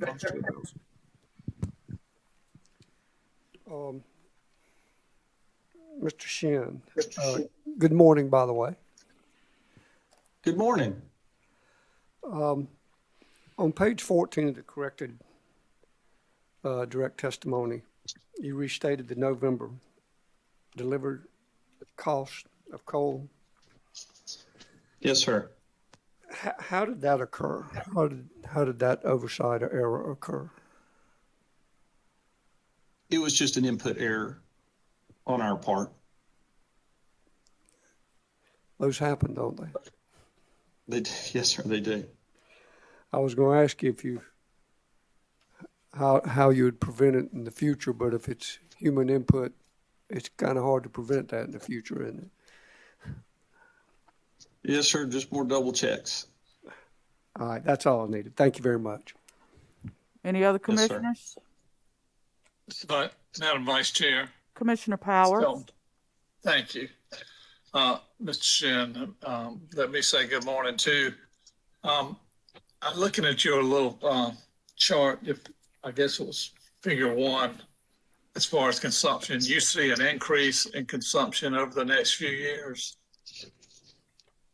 Certainly from last year, we see an increase, but it stays more or less even throughout the future years. Well, your chart seems to go up. Is that based on projected weather conditions, or what is that based on? Last year, there were historically low gas prices. Demand went way down just due to the pandemic. So we saw less use of coal. We also had major outages at our Watery and coke stations, which also affected the coal burn. For instance, coke station could not burn coal at all for close to 6 or 7 months, just because they were rebuilding a piece of equipment down there. With the goal of reducing coal use, I'm just not sure I understand the increase in use. I'll figure it out. I think, well, that's true. I mean, the increases used last year was just I hate to call it a freak year. I mean, there was just a lot of things that came together. The pandemic, very low gas prices, major coal unit outages at 2 of the 3 coal plants that we have remaining. So I think that explains that particular occurrence. And then for this year on out, those are just projected numbers, and that's going to change based on weather, gas prices, demand on the system. Thank you, sir. That's all I have. Yes, sir. Thank you. Any other commissioners? Okay, Mr. Green, any redirect? Madam Vice Chair, no redirect. Thank you. Thank you. Mr. Shin, you may step down. Thank you for your testimony this morning. Thank you. Dominion, who's up? Madam Vice Chair, this is Matt Gissendanner with Dominion Energy. The company calls Mark Burdick to the stand. Okay.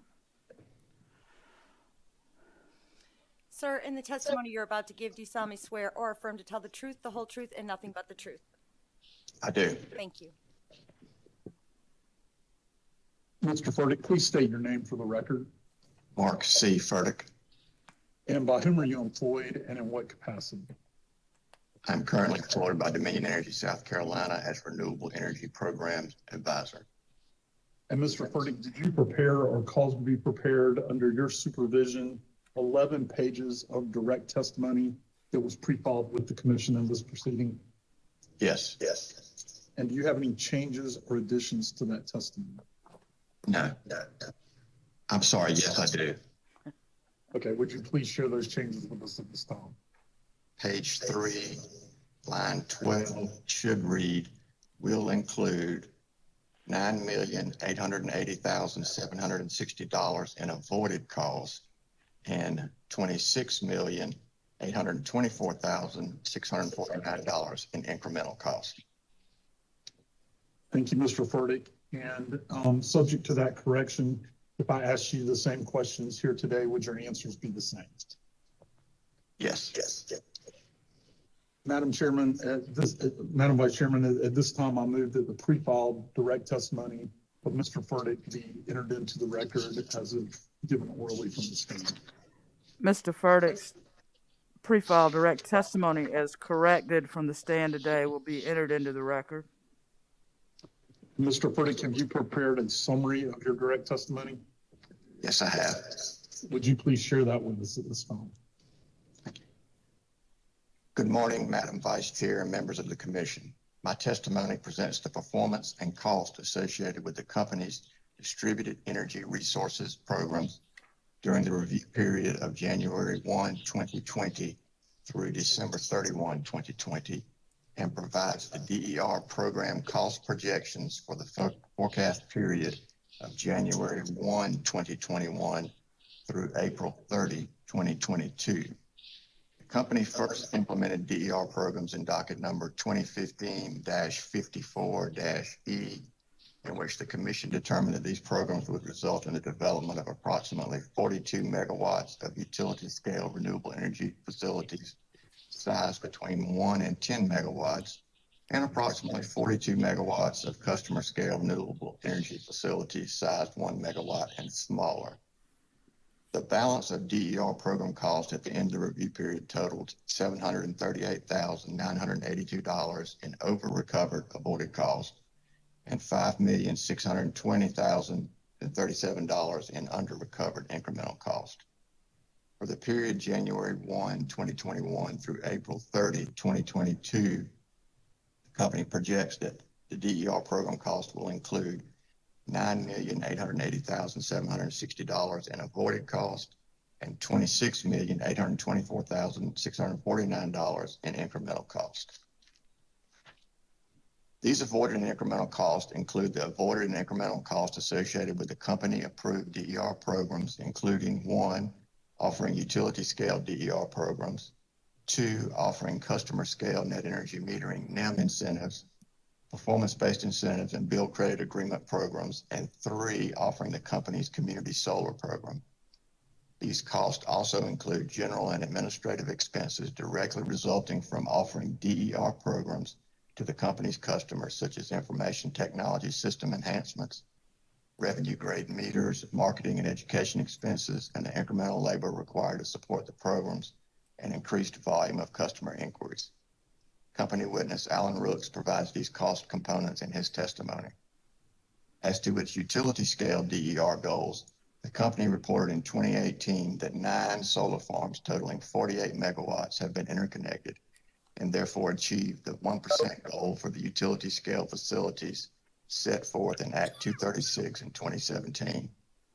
To accomplish its customer scale DER goals, the company offered its non-residential customers the Bill Credit Agreement Program and also offered residential and non-residential customers a new retail net energy metering program, NEM 2.0. The company's Bill Credit Agreement Program had 109 customers totaling 19.23 megawatts in generating capacity, participating as of December 31, 2020. The company also offered residential customers participating in NEM 2.0 a performance-based incentive. The available performance-based incentives were fully reserved, with 1,037 of the NEM 2.0 residential customers receiving the incentive as of December 31, 2020. As of December 31, 2020, the total cumulative NEM generating capacity provided by the 11,338 net metering customer generator facilities on the company's system was approximately 91.03 megawatts. The company's 16 megawatt community solar generating facilities make available the option for customers to either purchase or subscribe to their energy output as a credit on their bills. As of December 31st, 2020, 167 low-income accounts, 881 residential accounts, and 47 church, school, or municipal accounts have either purchased or subscribed in the company's 3 community solar facilities. The remaining 32 kW of capacity is reserved for low-income customers and is filled via a separate wait list of low-income customers. In sum, the company respectfully requests that the Commission approve the company's cost incurred in providing DER programs during the review period as being reasonable and prudent, and find that the company's fuel purchasing practices were reasonable and prudent for the review period. Thank you, Mr. Burdick. Vice Chair Belzer, Mr. Burdick is available for questions by the parties in the commission. Thank you, Mr. Gisson-Danner. Questions from South Carolina Energy Users Committee? No questions. Thank you, Madam Chair. SACE and CCL? No questions, Madam Chair. Office of Regulatory Staff? ORS has no questions. Thank you, Madam Chair. Commissioners? Madam Chair. Is that Stelton Powers? Commissioner Powers? Thank you, Madam Chair. Mr. Burdick, having a cap on this DER program, doesn't this, I guess, we're disincentivize the company from making distributed energy investments going forward? You mean the cap that was originally established in Act 236? Yes. That was just, I think, to get the programs started. I mean, the company can continue to support and invest in renewable energy projects. Well, what do you see as the future of DER programs for Dominion in South Carolina? Well, when I think of DER programs, I think specific Act 236 And you're correct, that is about to sunset, but we're not adding any new people to that after June the 1st, when we established a new solar choice tariff. And then that will take over the renewable programs that are offered to our customers then. Okay. Thank you. Thank you, Commissioner Powers. Any other commissioners? Vice Chair Belzer. Commissioner Caston. Good morning, Mr. Furtick. Good morning. On page 3 and 4 of your testimony, where you talk about the incremental cost as defined by 58-39-140A. And then on page 4, you list them, I guess 1 through 5. Implemented a distributed energy resource program, including but not limited to. And I guess these are the 1 through 5 there. Is that the incremental cost that you were discussing in your testimony? That's correct. Those are the items that primarily make up the incremental cost. And as I read those, I really wasn't sure what those were. Are those incremental costs, are all 5 of those items included in Dominion's incremental cost? Yes, Commissioner, I believe they are.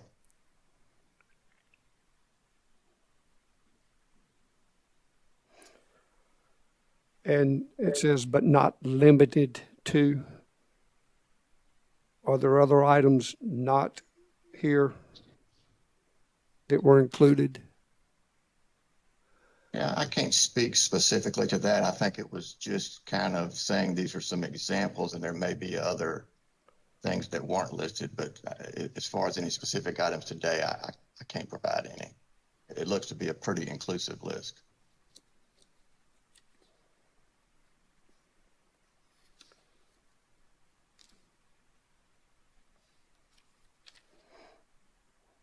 All right, thank you very much, Mr. Furtick.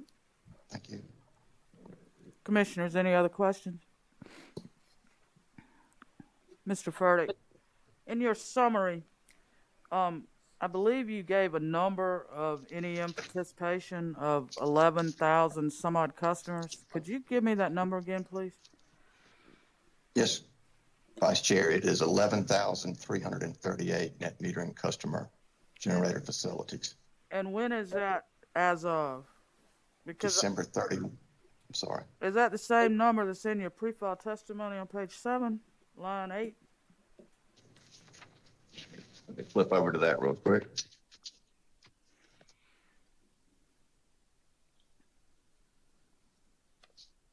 So the difference there is in my direct on line 8, that is NEM 2.0 and 3.0. So we also had 205 NEM 1.0 customers as of December 31st, but in January they moved over to NEM 2.0.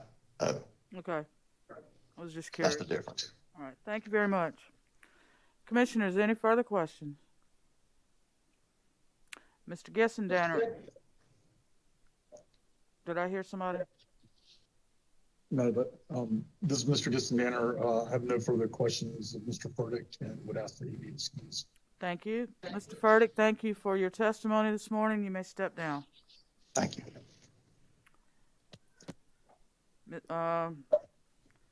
Mr. Gissendanner or someone from Dominion, please call your next witness.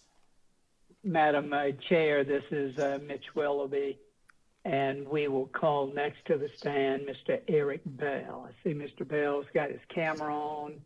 Mr. Bell, if you will prepare to be sworn by the court reporter. Y'all need to give me a lineup card, Mr. Willoughby. Sir, in the testimony you're about to give, do you solemnly swear or affirm to tell the truth, the whole truth, and nothing but the truth? I do. Thank you. Good morning, Mr. Bell. Would you please state your full name for the record? My name is Eric Hiroshi Bell. and by whom are you employed and in what capacity? Dominion Energy South Carolina, or Dominion Energy Services Incorporated, and I'm the manager of electric market operations. Thank you, Mr. Bell. In connection with this proceeding, have you caused to be prepared under your direct supervision and pre-filed in this docket 24 pages of corrected direct testimony? I did.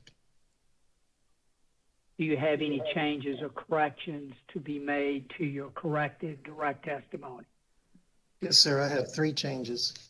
Would you direct us to the page and line number, please? On the first page, line 5, strike South Carolina and insert services. And the next page and correction?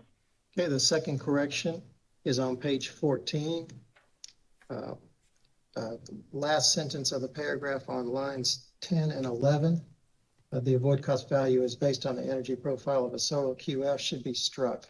Deleted. The entire sentence should be deleted. So that sentence will be deleted. And let me restate it for the court reporter. The sentence reads, the avoided energy cost value is based on the energy profile of a solar QF. And that sentence should be stricken. Correct, Mr. Bell? That's correct. And the third change?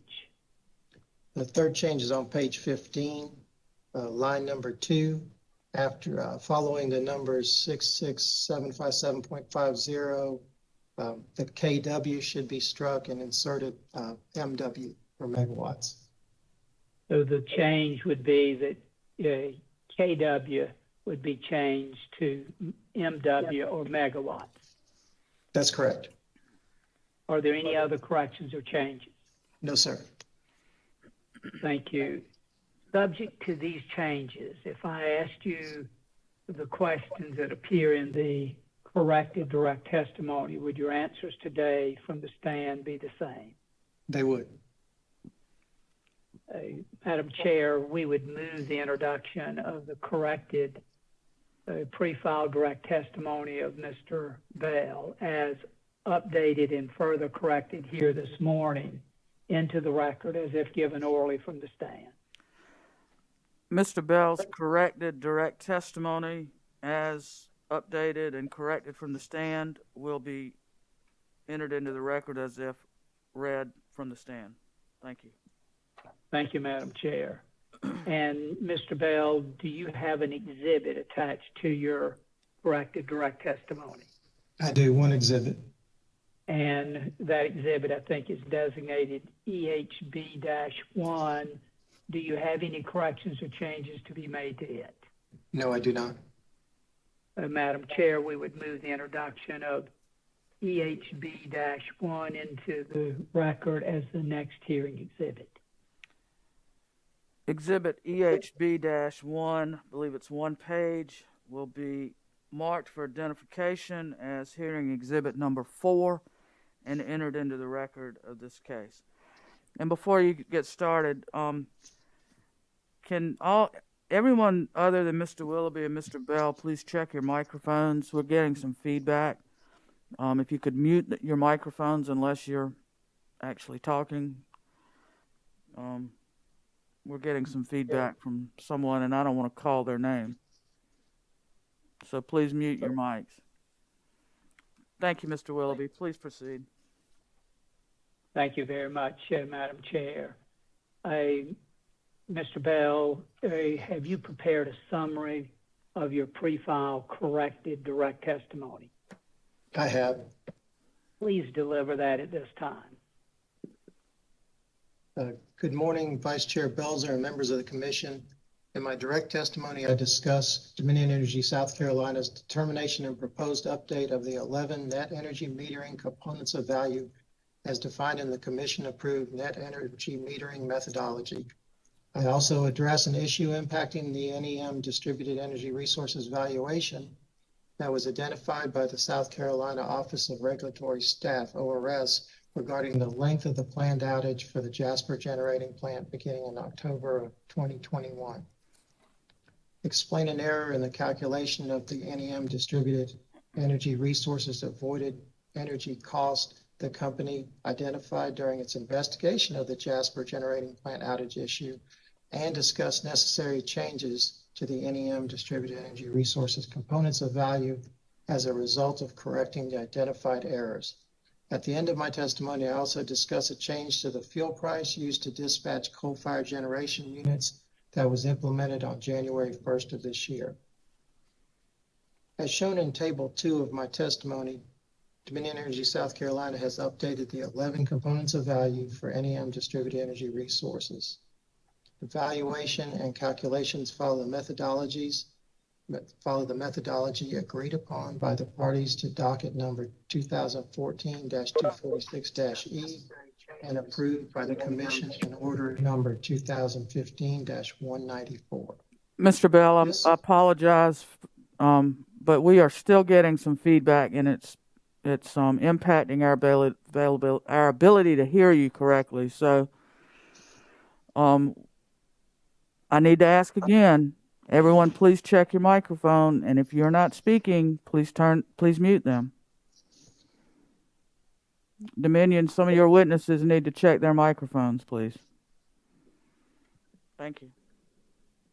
Mr. Bell, please continue. Yes, ma'am.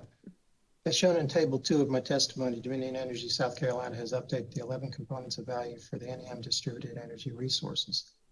The evaluation and calculations follow a methodology agreed upon by parties to docket number 2014-246E and approved by the Commission in order number 2015-194. This order and incorporated settlement define the components of value as agreed upon by several parties that were involved in that hearing. I also note, after the original version of my direct testimony was filed, ORS brought to the company's attention an inadvertent error involving a single input into the production cost model. In this case, a scheduled maintenance outage for the Jasper generating plant was entered as a 3-day outage in the production cost model versus the 34 days actually scheduled. While investigating the impact of this error, the company also determined that the avoided energy costs set forth in the original Table 2 of my direct testimony did not include a single output variable called energy not served cost that contributes to the avoided energy cost component of the NEM distributed energy resource values. This output variable is just one of several much more significant output variables, but the omission did result in understating the avoided cost calculation. Accordingly, the company updated the NEM distributed energy cost calculation, and these costs are reflected in Table 2 of my corrected direct testimony. I note that although the General Assembly has enacted legislation to phase out the NEM program, it is necessary to continue considering the costs of the NEM program because the company's current program will continue until May 31 of 2029 for customer generators applying on or before May 31 of 2021. The company also wishes to advise the Commission that although it historically has dispatched coal units using a fuel price signal called the monthly weighted average cost of projected coal receipts, beginning on January 1, 2021, it is using the replacement cost for the coal as the dispatch signal. Replacement cost, which is the cost to buy coal when the inventory is consumed, provides a dispatch signal that is more responsive to market changes and better reflects and incorporates into pricing the interrelated coal and natural gas markets. Because natural gas units are also dispatched based off of the daily commodity spot price. The industry standard for a coal dispatch price signal is replacement cost.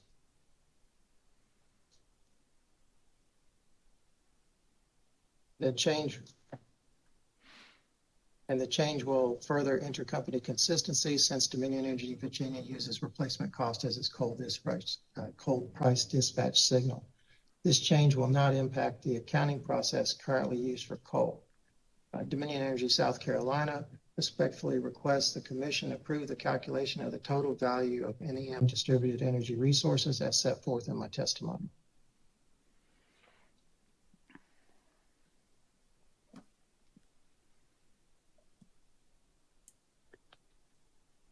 Does that conclude your summary of your direct testimony, Mr. Bell? That's correct. Mr. Bell, did you also cause to be prepared and pre-filed rebuttal testimony? I did. And I believe that rebuttal testimony consists of 10 pages. Is that correct? That's correct. Do you have any changes or corrections that need to be made to the rebuttal testimony? I do not. If I asked you the questions that appear in the rebuttal testimony here today from the stand, would your answers be the same? They would.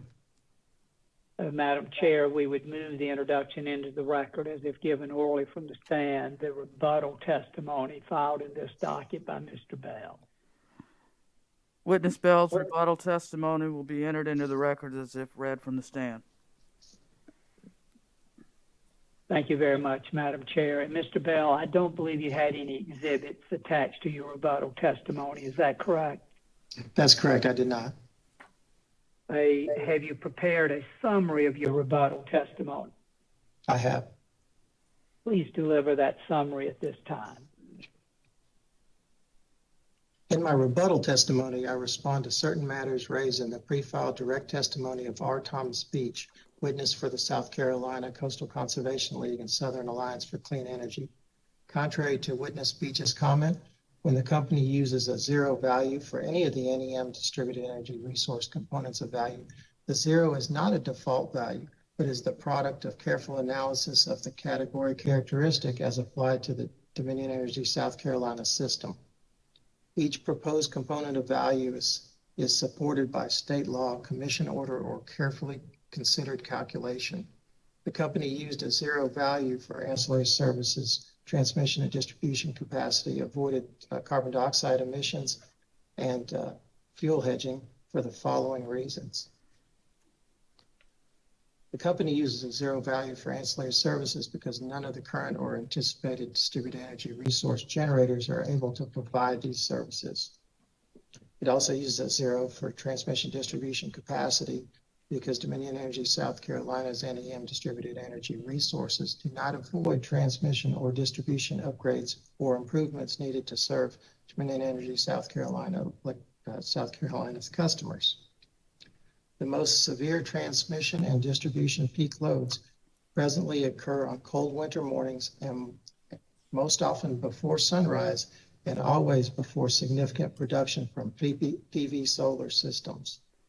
Even if some contribution from the DER is assumed or does actually occur in the peak demand period, that contribution cannot be quantified or relied upon for planning or contingencies due to the intermittent nature of the resource. It uses zero for avoided carbon dioxide emissions because in Order 2015-194 issued in docket 2014-246E, the Commission expressly stated that the cost of carbon dioxide emissions may be included in the avoided energy component, but if not, they should be accounted for separately. A zero monetary value will be used until state or federal laws or regulations result in an avoidable cost on the utility systems for these emissions. There is currently no state or federal law or regulation that results in carbon dioxide costs on the Dominion Energy South Carolina system. It uses zero for fuel hedging because Dominion Energy South Carolina does not hedge fuels for electric generation. Witness Beach incorrectly asserts that 34% of a solar PV's project capacity may be assumed to contribute to meeting Dominion Energy South Carolina's capacity needs in its peak load hours. The demand period that's important to the avoided capacity calculation is the winter, which typically occurs before the sun rises, and thus before solar begins to generate power. The winter peak is critical to the calculation for three reasons. There's a higher winter reserve margin. The existing contracts for 973 megawatts of utility scale solar contribute to the summer peak, but not the winter peak. And the peak load forecast is higher in the winter. Witness Beach identifies situations when solar contributed to meeting the daily peak, but that does not equate to a contribution that avoids additional winter peak needs. I note in response to Witness Beach's contentions about overcharging the customers that the company makes every effort to determine that appropriate value for NEM distributed energy resources based on actual conditions and experience, not guesses or speculation. Although it is necessary to ensure that the company's non-participating customers are not overcharged by setting the value of NEM distributed energy resources too low, Witness Beach's proposal would set that value too high and thus cause the company to incur costs above and beyond the actual cost of the distributed energy resources. The company believes that the 10-year planning period is the most appropriate and reasonable planning period versus the 25-year period proposed by Witness Beach.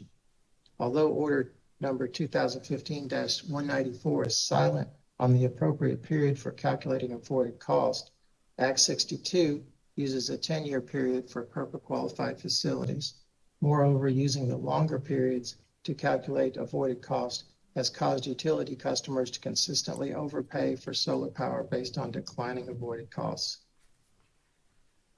The company also disagrees with Witness Beach's proposal to consider certain societal benefits, some quantitatively and others qualitatively, as part of determining the cost of NEM distributed energy resources. The societal benefits they identifies are not and should not be included in the calculation of NEM distributed energy resources as set forth in order number 2015-194. Societal benefits are not readily susceptible to objective calculation and moreover are not utility costs that the company can avoid. I therefore respectfully request the Commission approve the calculation of total value of NEM distributed energy resources as set forth above in my pre-filed corrected direct testimony.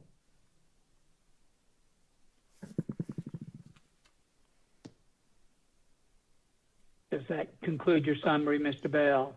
That does.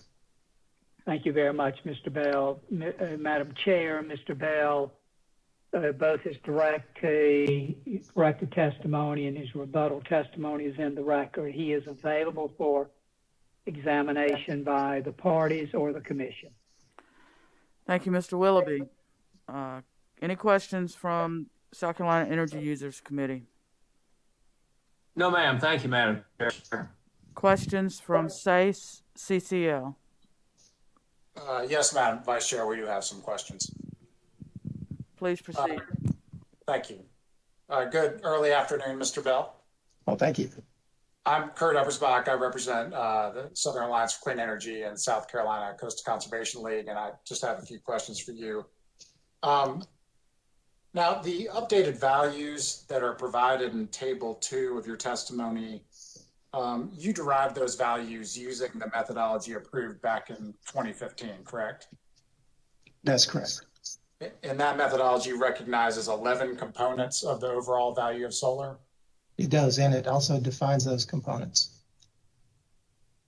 And that total figure, you use that to determine the net metering or NEM incentive that the company may recover from customers through the fuel clause. Is that right?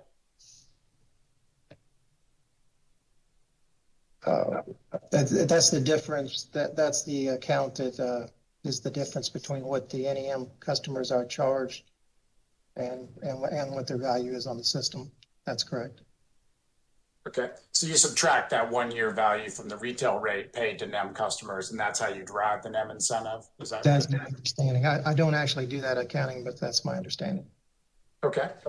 And do you agree that the lower the total value of distributed energy resources as the company determines it, the higher the amount of the NEM incentive that will be charged to all customers as a fuel expense? That's correct. Mathematically, that is correct. And you agree, and I believe you said this in your summary a moment ago, that it's important to ensure that non-participating customers, those without solar, are not overcharged by setting the value of distributed energy resources too low. I did say that. Now, table 1 of your testimony reflects the total value as of roughly this time last year. Is that right? That's correct. And if we compare the updated values shown in table 2 to last year's values, am I correct? There's a difference of about 0.126 cents per kilowatt hour. I'll take your word for that unless you want me to look it up. Well, I think, is that shown in table 3? I think you give a dollar amount there, but I was just changing it to cents. So that would be 0.126 cents per kilowatt hour. I can look that up.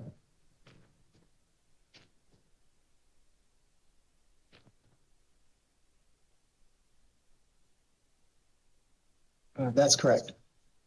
And it's in the higher direction, right? The value for this year is that much higher than last year. Is that right? That's right. Okay. And am I correct that much of that increase is attributable to the 34-day Jasper plant outage that you referenced in your summary? The 34-day outage that was used in the production cost model forecast did produce a change, but that is irrelevant to the value last year versus this year. You should just, if the inputs to the model are correct, you should just look at last year's value compared to this year's value, and those are the two calculations that are appropriate. Okay. Now, the company filed testimony on the methodology in the recent generic proceeding in docket 2019-182-E, correct? I'm sorry, I was actually thinking about the previous question, and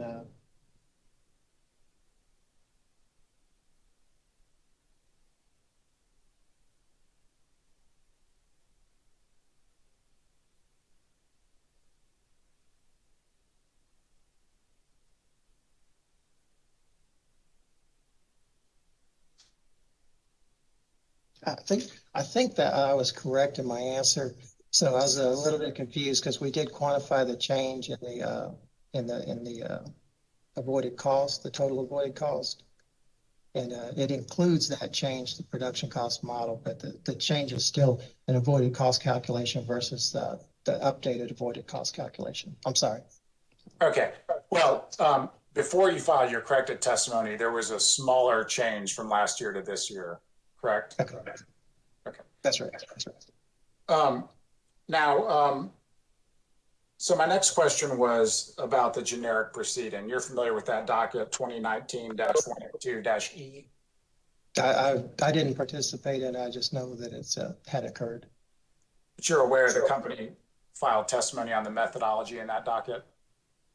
Yes.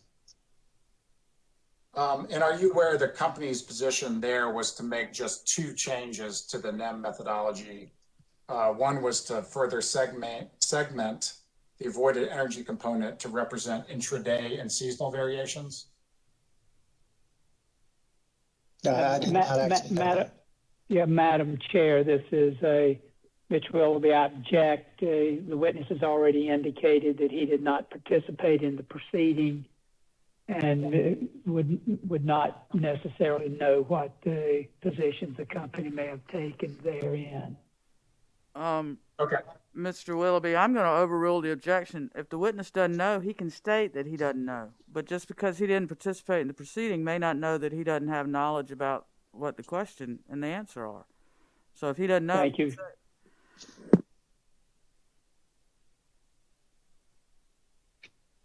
Do you know the answer to the question, Mr. Bell? No, I do not. Are you aware of the company proposing another change which was related to the line loss component? No, I'm not.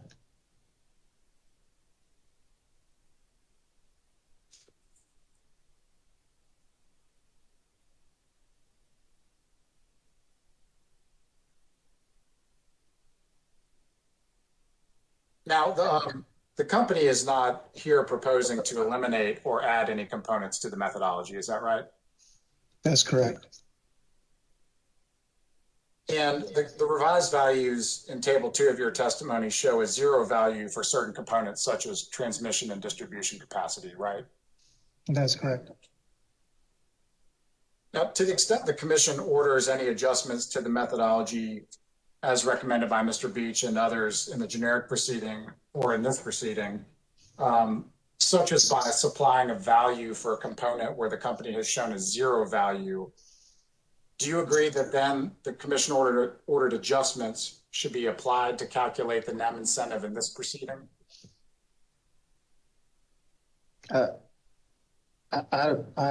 not a legal expert, but I would say that once this proceeding is complete, that would not apply. These calculations are performed as per the current prescription. Okay, so if the methodology is updated as a result of the generic proceeding and there's a new value for what you show in table 2, the company would not apply that value to the NEM incentive in this proceeding? Not in this proceeding, it would in subsequent proceedings. Okay. Now, I want to ask you about some of the components for which you're showing 0 value. So let's talk about transmission and distribution capacity. Now, one of the reasons you contend a 0 value is appropriate is because peak load occurs on cold winter mornings. Is that right? That's one of the reasons, yes. So you're saying the company is now a winter peaking utility and solar basically can't help with that? Is that what you're saying? I'm saying that when transmission distribution engineers study their contingencies and stress on the system, they look at peak load periods that occur on winter mornings. And those the solar is not contributing to load in those situations. Okay, so is it your testimony that your system engineers give no consideration to summer peaks?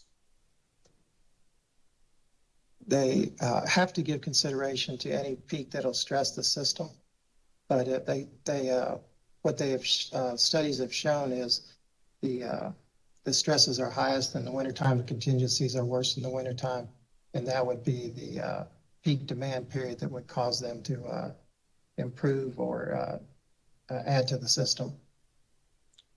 But there are still stresses on the system in the summer during summer peak periods, is that correct? I think that would have to be true. And doesn't the company's territorial peak demand usually occur between the summer hours of 2 and 6 p.m.? I think historically, and it's even true in the last few years, that most annual peaks, 1 hour peaks are set in the summer, but that is not true for our highest peaks.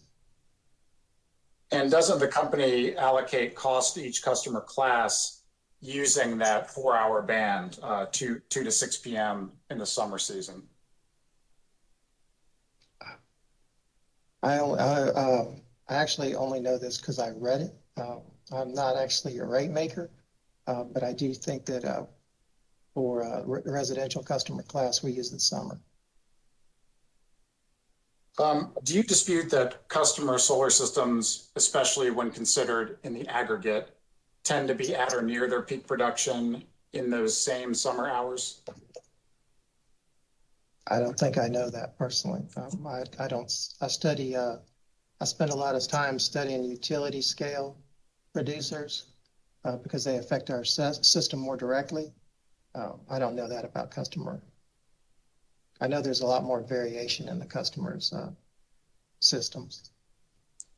Well, when customer-sided systems are producing during summer peak hours, are they not, and they're consuming their own generation on site, are they not reducing loads that would otherwise be placed on the transmission and distribution system? You know, they are in the summertime, but that's not when the avoided cost is. That's not when they actually affect the avoided cost on the transmission distribution system. Well, to the extent a customer self-supplies and thereby reduces load on the system during those summer hours, does that not reduce the overall strain on the transmission and distribution infrastructure, thus deferring or avoiding otherwise necessary upgrades? it does reduce the strain on the system during those summer hours, but that actually doesn't avoid any improvements or upgrades, because those improvements or upgrades can be shown to only be caused by the winter peak at this point in time on our system. And that's unique to the study on our system and with our customer loads. Now, are you aware that the Duke utilities regulated by this commission assign a non-zero value for transmission and distribution capacity benefits? I am, because I read Mr. Beach's testimony. Does Dominion earn the same return on its transmission and distribution investments as on its generation capacity investments? I think the answer is no, but I'm definitely not the expert on that. So, okay. Now, I want to ask you a couple questions about the 25-year life issue. So that's another difference between the company and Mr. Beach, is that your analysis uses a 10-year planning period, whereas Mr. Beach uses 25 years to match the useful life of a typical customer-sided solar array. And you mentioned in your summary that the commission uses a 10-year period. Well, actually, this is in your testimony in footnote 2. You note the commission uses a 10-year period in order 2019-847. I think that's correct. But that order relates to standard offer contracts for utility QFs, utility scale QFs, right? That's right. But the actual 10 years comes from Act 62. And it refers to long-term commitments for purchase power.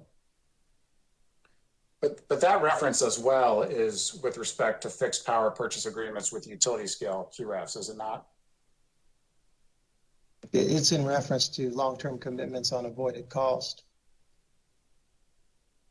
Do you disagree that 25 years represents a reasonable value for the life of a typical customer-sided solar array?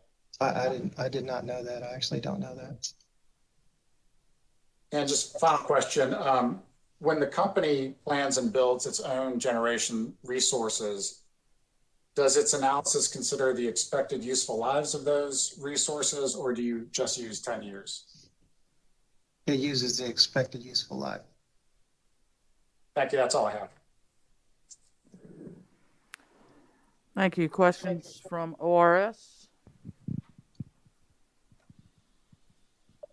No questions from ORS. Thank you, Madam Chair. Commissioners, questions? Vice Chair Belzer. Commissioner Caston. Mr. Bell, good to see you again. Oh, thank you. Good to see you too.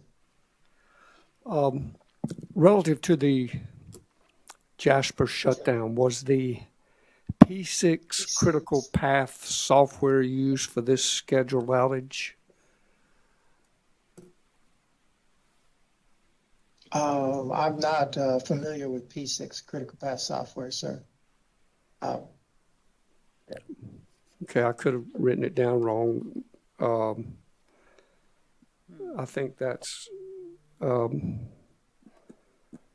critical path software, if I understood it correctly, that's used for outages, I guess, at the VC Summer facility. So I didn't know if that was used universally throughout the organization, or how was the scheduled shutdown scheduled? Okay. So we have a maintenance, and Mr. Delk's very familiar with the maintenance schedule. So refueling outages are probably the big anchor of the maintenance schedule for the system, because VC Summer has to do those on 18-month intervals. And then we also take into account major maintenance items like turbine overhauls and generator rewinds to set the schedule. And then there's other types of maintenance that need to occur, and those needs are pretty much set out in front of us, and then we figure out how much we compare the expected peak loads during the time of the year to how many outages need to be done, and when those outages need to occur for reasons like parts availability, manpower availability, and also hours of runtime. And you throw all that into the mix, and you try to preserve your reserve margin, and also you try to do outages where they're economic, where they don't impact variable costs as much as the one time of the year or the other. So it's a long-winded way of saying we don't do outages in the very peak month of winter, and we don't do outages in the very peak month of summer, and we kind of plan them along the way to preserve the reserve margin to maintain reliability.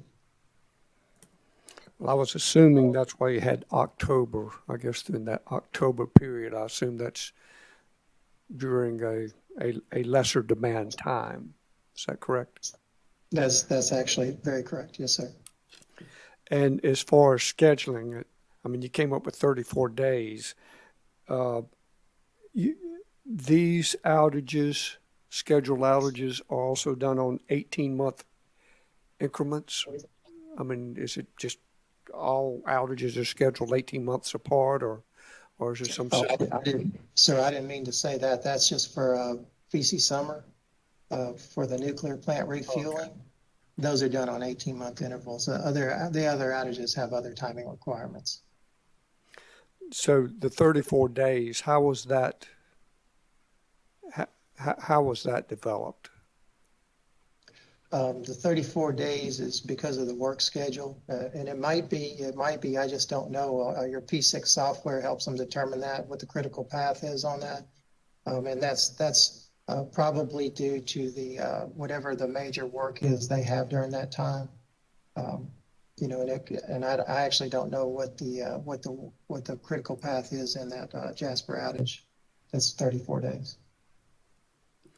Okay, so the oversight was, I think it was input as 3 days, which in actuality it was 34 days or an additional 31 days.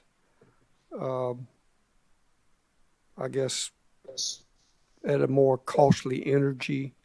Is that correct? Am I understanding that correctly? Yes, sir. Those facts are correct. The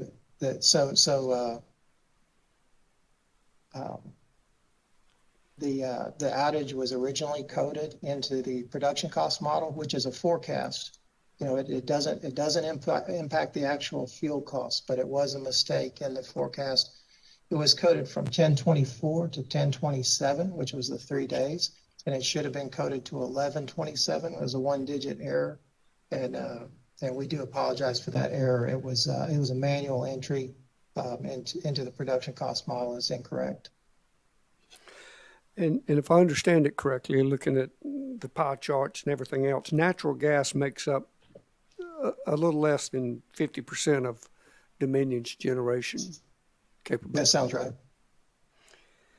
And if natural gas prices go up, that would have a significant effect on the customer base, wouldn't it? It does. Do you know what percentage of fuel costs make up, I guess, the total operating cost? I didn't have time to look that up. Don't even know where I'd look. But I've actually never looked that up either, sir. I don't know that number. Who would Mr. Rooks maybe? Mr. Rooks would be a very good source. As I recall, he got thrown under the bus a lot last time too. So I felt like I was throwing him under the bus too. Sorry about that. I'll save that for him. He has a little time to find that, doesn't he? That's right. Also, on page 3 of your rebuttal, you stated that the most severe transmission and distribution peak loads presently occur on cold winter mornings, most often before sunrise. Does Dominion perform their planning, and I think you said presently that was the case, does Dominion perform their planning based on winter peak or summer peak? Well, we plan for most, and the only point for that what I was making there was, both in the reserve margin study, which is a longer longer term forecast, and transmission distribution engineering that studies it right at the wires level. We are both using winter peak demand periods. So we have meter data that we can query actual loads from actual customers and aggregate that data. And the most stressful time that create the worst contingencies is right at the 7 o'clock hour. So in that 15-minute period, either side of that. So the peak hour, peak day, whatever, occurs in winter, typically around 7 a.m. in the winter. The winter peak forecast, even though they, it's kind of back to the questioning that I got just previously. The summer load is statistically less volatile, meaning that it has less variation. It's more consistent.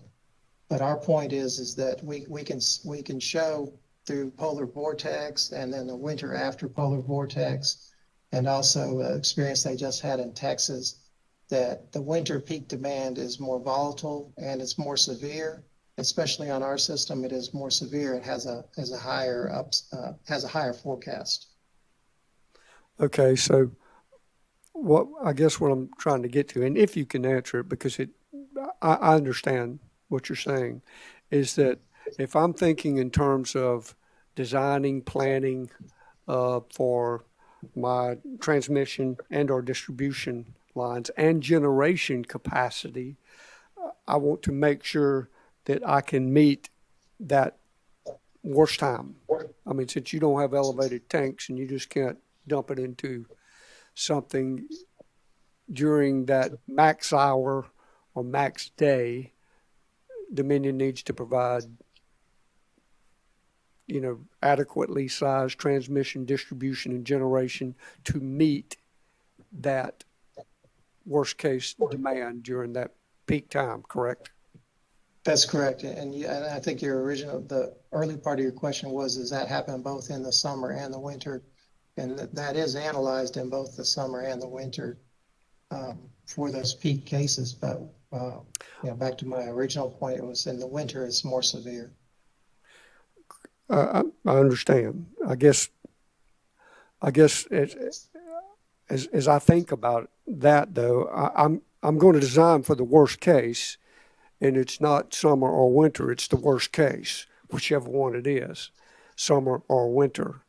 I'm not going to design my system for a summer peak or a winter peak. I'm going to design it to be able to satisfy whatever the worst case is.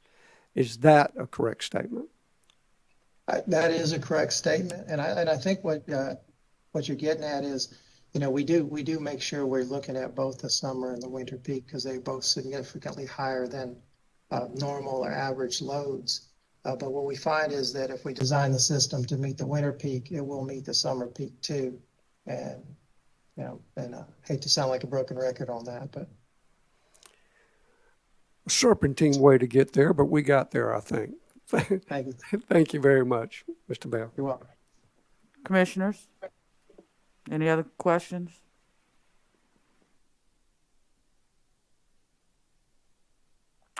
Okay, hearing none, any redirect?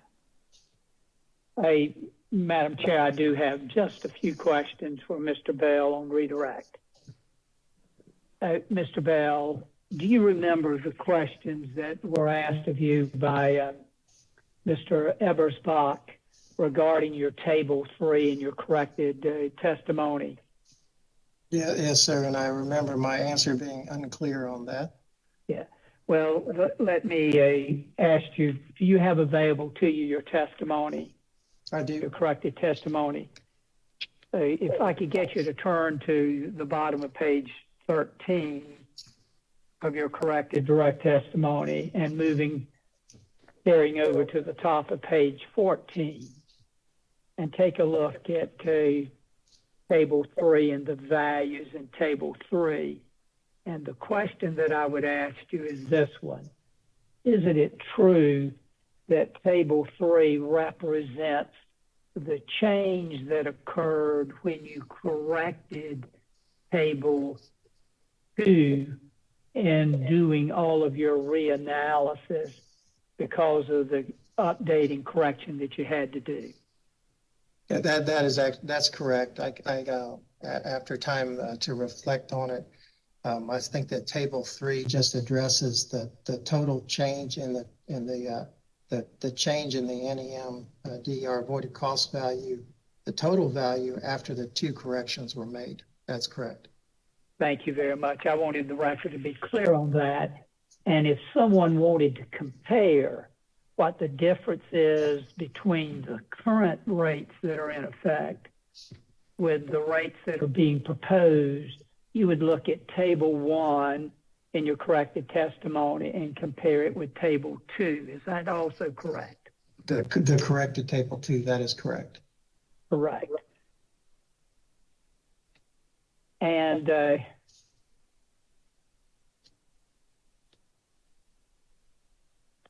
to follow up just a quick question to a question that Commissioner Haslam asked, is we're always looking, the company is obligated to provide power during all weather conditions, correct? That's correct. And so our goal is to provide reliable power to our customers, regardless of whether it's cold or regardless of whether it's hot, correct? That's correct. And I believe your testimony is indicating that as the company has evaluated that so-called worst case, where you've got to have generation facilities available to meet the demand during that worst case, that those early morning winter peak hours has proven recently to be the worst case. That is the winter peak demand period is the worst case, which would cause you, and just at this current time, is the peak that would cause you to add generation resources and or transmission and distribution resources. And during this, during your analysis of calculating the 11 components, did you calculate them using, or strike that, in those early morning hours, does solar, during the winter peak, does solar contribute to meeting the demand on your system? It does not. Now, you also were asked some questions about values that were 0 in your calculations. Would you explain whether or not you just set those values to 0 or whether you determined that those values were 0? Yeah, there was some language in about placeholders and setting values to 0, and that there are a lot of categories that are 0 currently, and the placeholder is actually the type of value, and then the definition of what would be the avoided cost under that category. But we consider those. We consider that definition, and we actually look at the system and determine that value to actually calculate that value to be 0. And so when you put that value into your table, to your table 2, was that a value that you had analyzed, calculated, and determined to be a 0 avoided cost value when you inserted 0 into the table? That's right. That's correct. Now, I think your total number, if you look at total table 2 for the 10-year levelized, is approximately 3.8 cents per kilowatt hour. Is that correct? That's correct. Is it your testimony that that is the fair, reasonable, calculated rate for the avoided cost experienced on DESC's system? Yes, it is. and that is the number that you're recommending to this commission that it approve for the upcoming year. Yes, it is. Thank you very much, Mr. Bell. Madam Chair, I have no further redirect. Thank you, Mr. Willoughby. Any recross? Mr. Eversbach? No, ma'am. Thank you very much. The witness may step down. Thank you. Thank you very much, Madam Chair. And Madam Chair, I thought that you had kind of a lineup, and I apologize if that has not made it to into your hands, but I would alert you, it's a little late in the proceeding. I feel like a baseball coach going out to the mound to give a starting lineup, but we have two remaining witnesses. Mr. Green will next call Miss Margot Everett, and then followed by, whose name has been mentioned several times already, Mr. Alan Rooks, and Mr. Michael Anselmo will be presenting Mr. Rooks. So we have two remaining witnesses to present to the commission today. Thank you, Mr. Willoughby. I really was just teasing about the lineup. I just kept calling on the wrong person, but that was my fault. No worries. At this point, it's about 10 minutes to 1. It's probably a good time to stop for a lunch break. Why don't we come back at 2:05? And I'm sorry we didn't get Ms. Everett done this morning because she's probably a few hours behind and she's been up all morning, but I think this is a good time to stop. So we'll recess for lunch and come back at 2:05. Thank you. Thank you.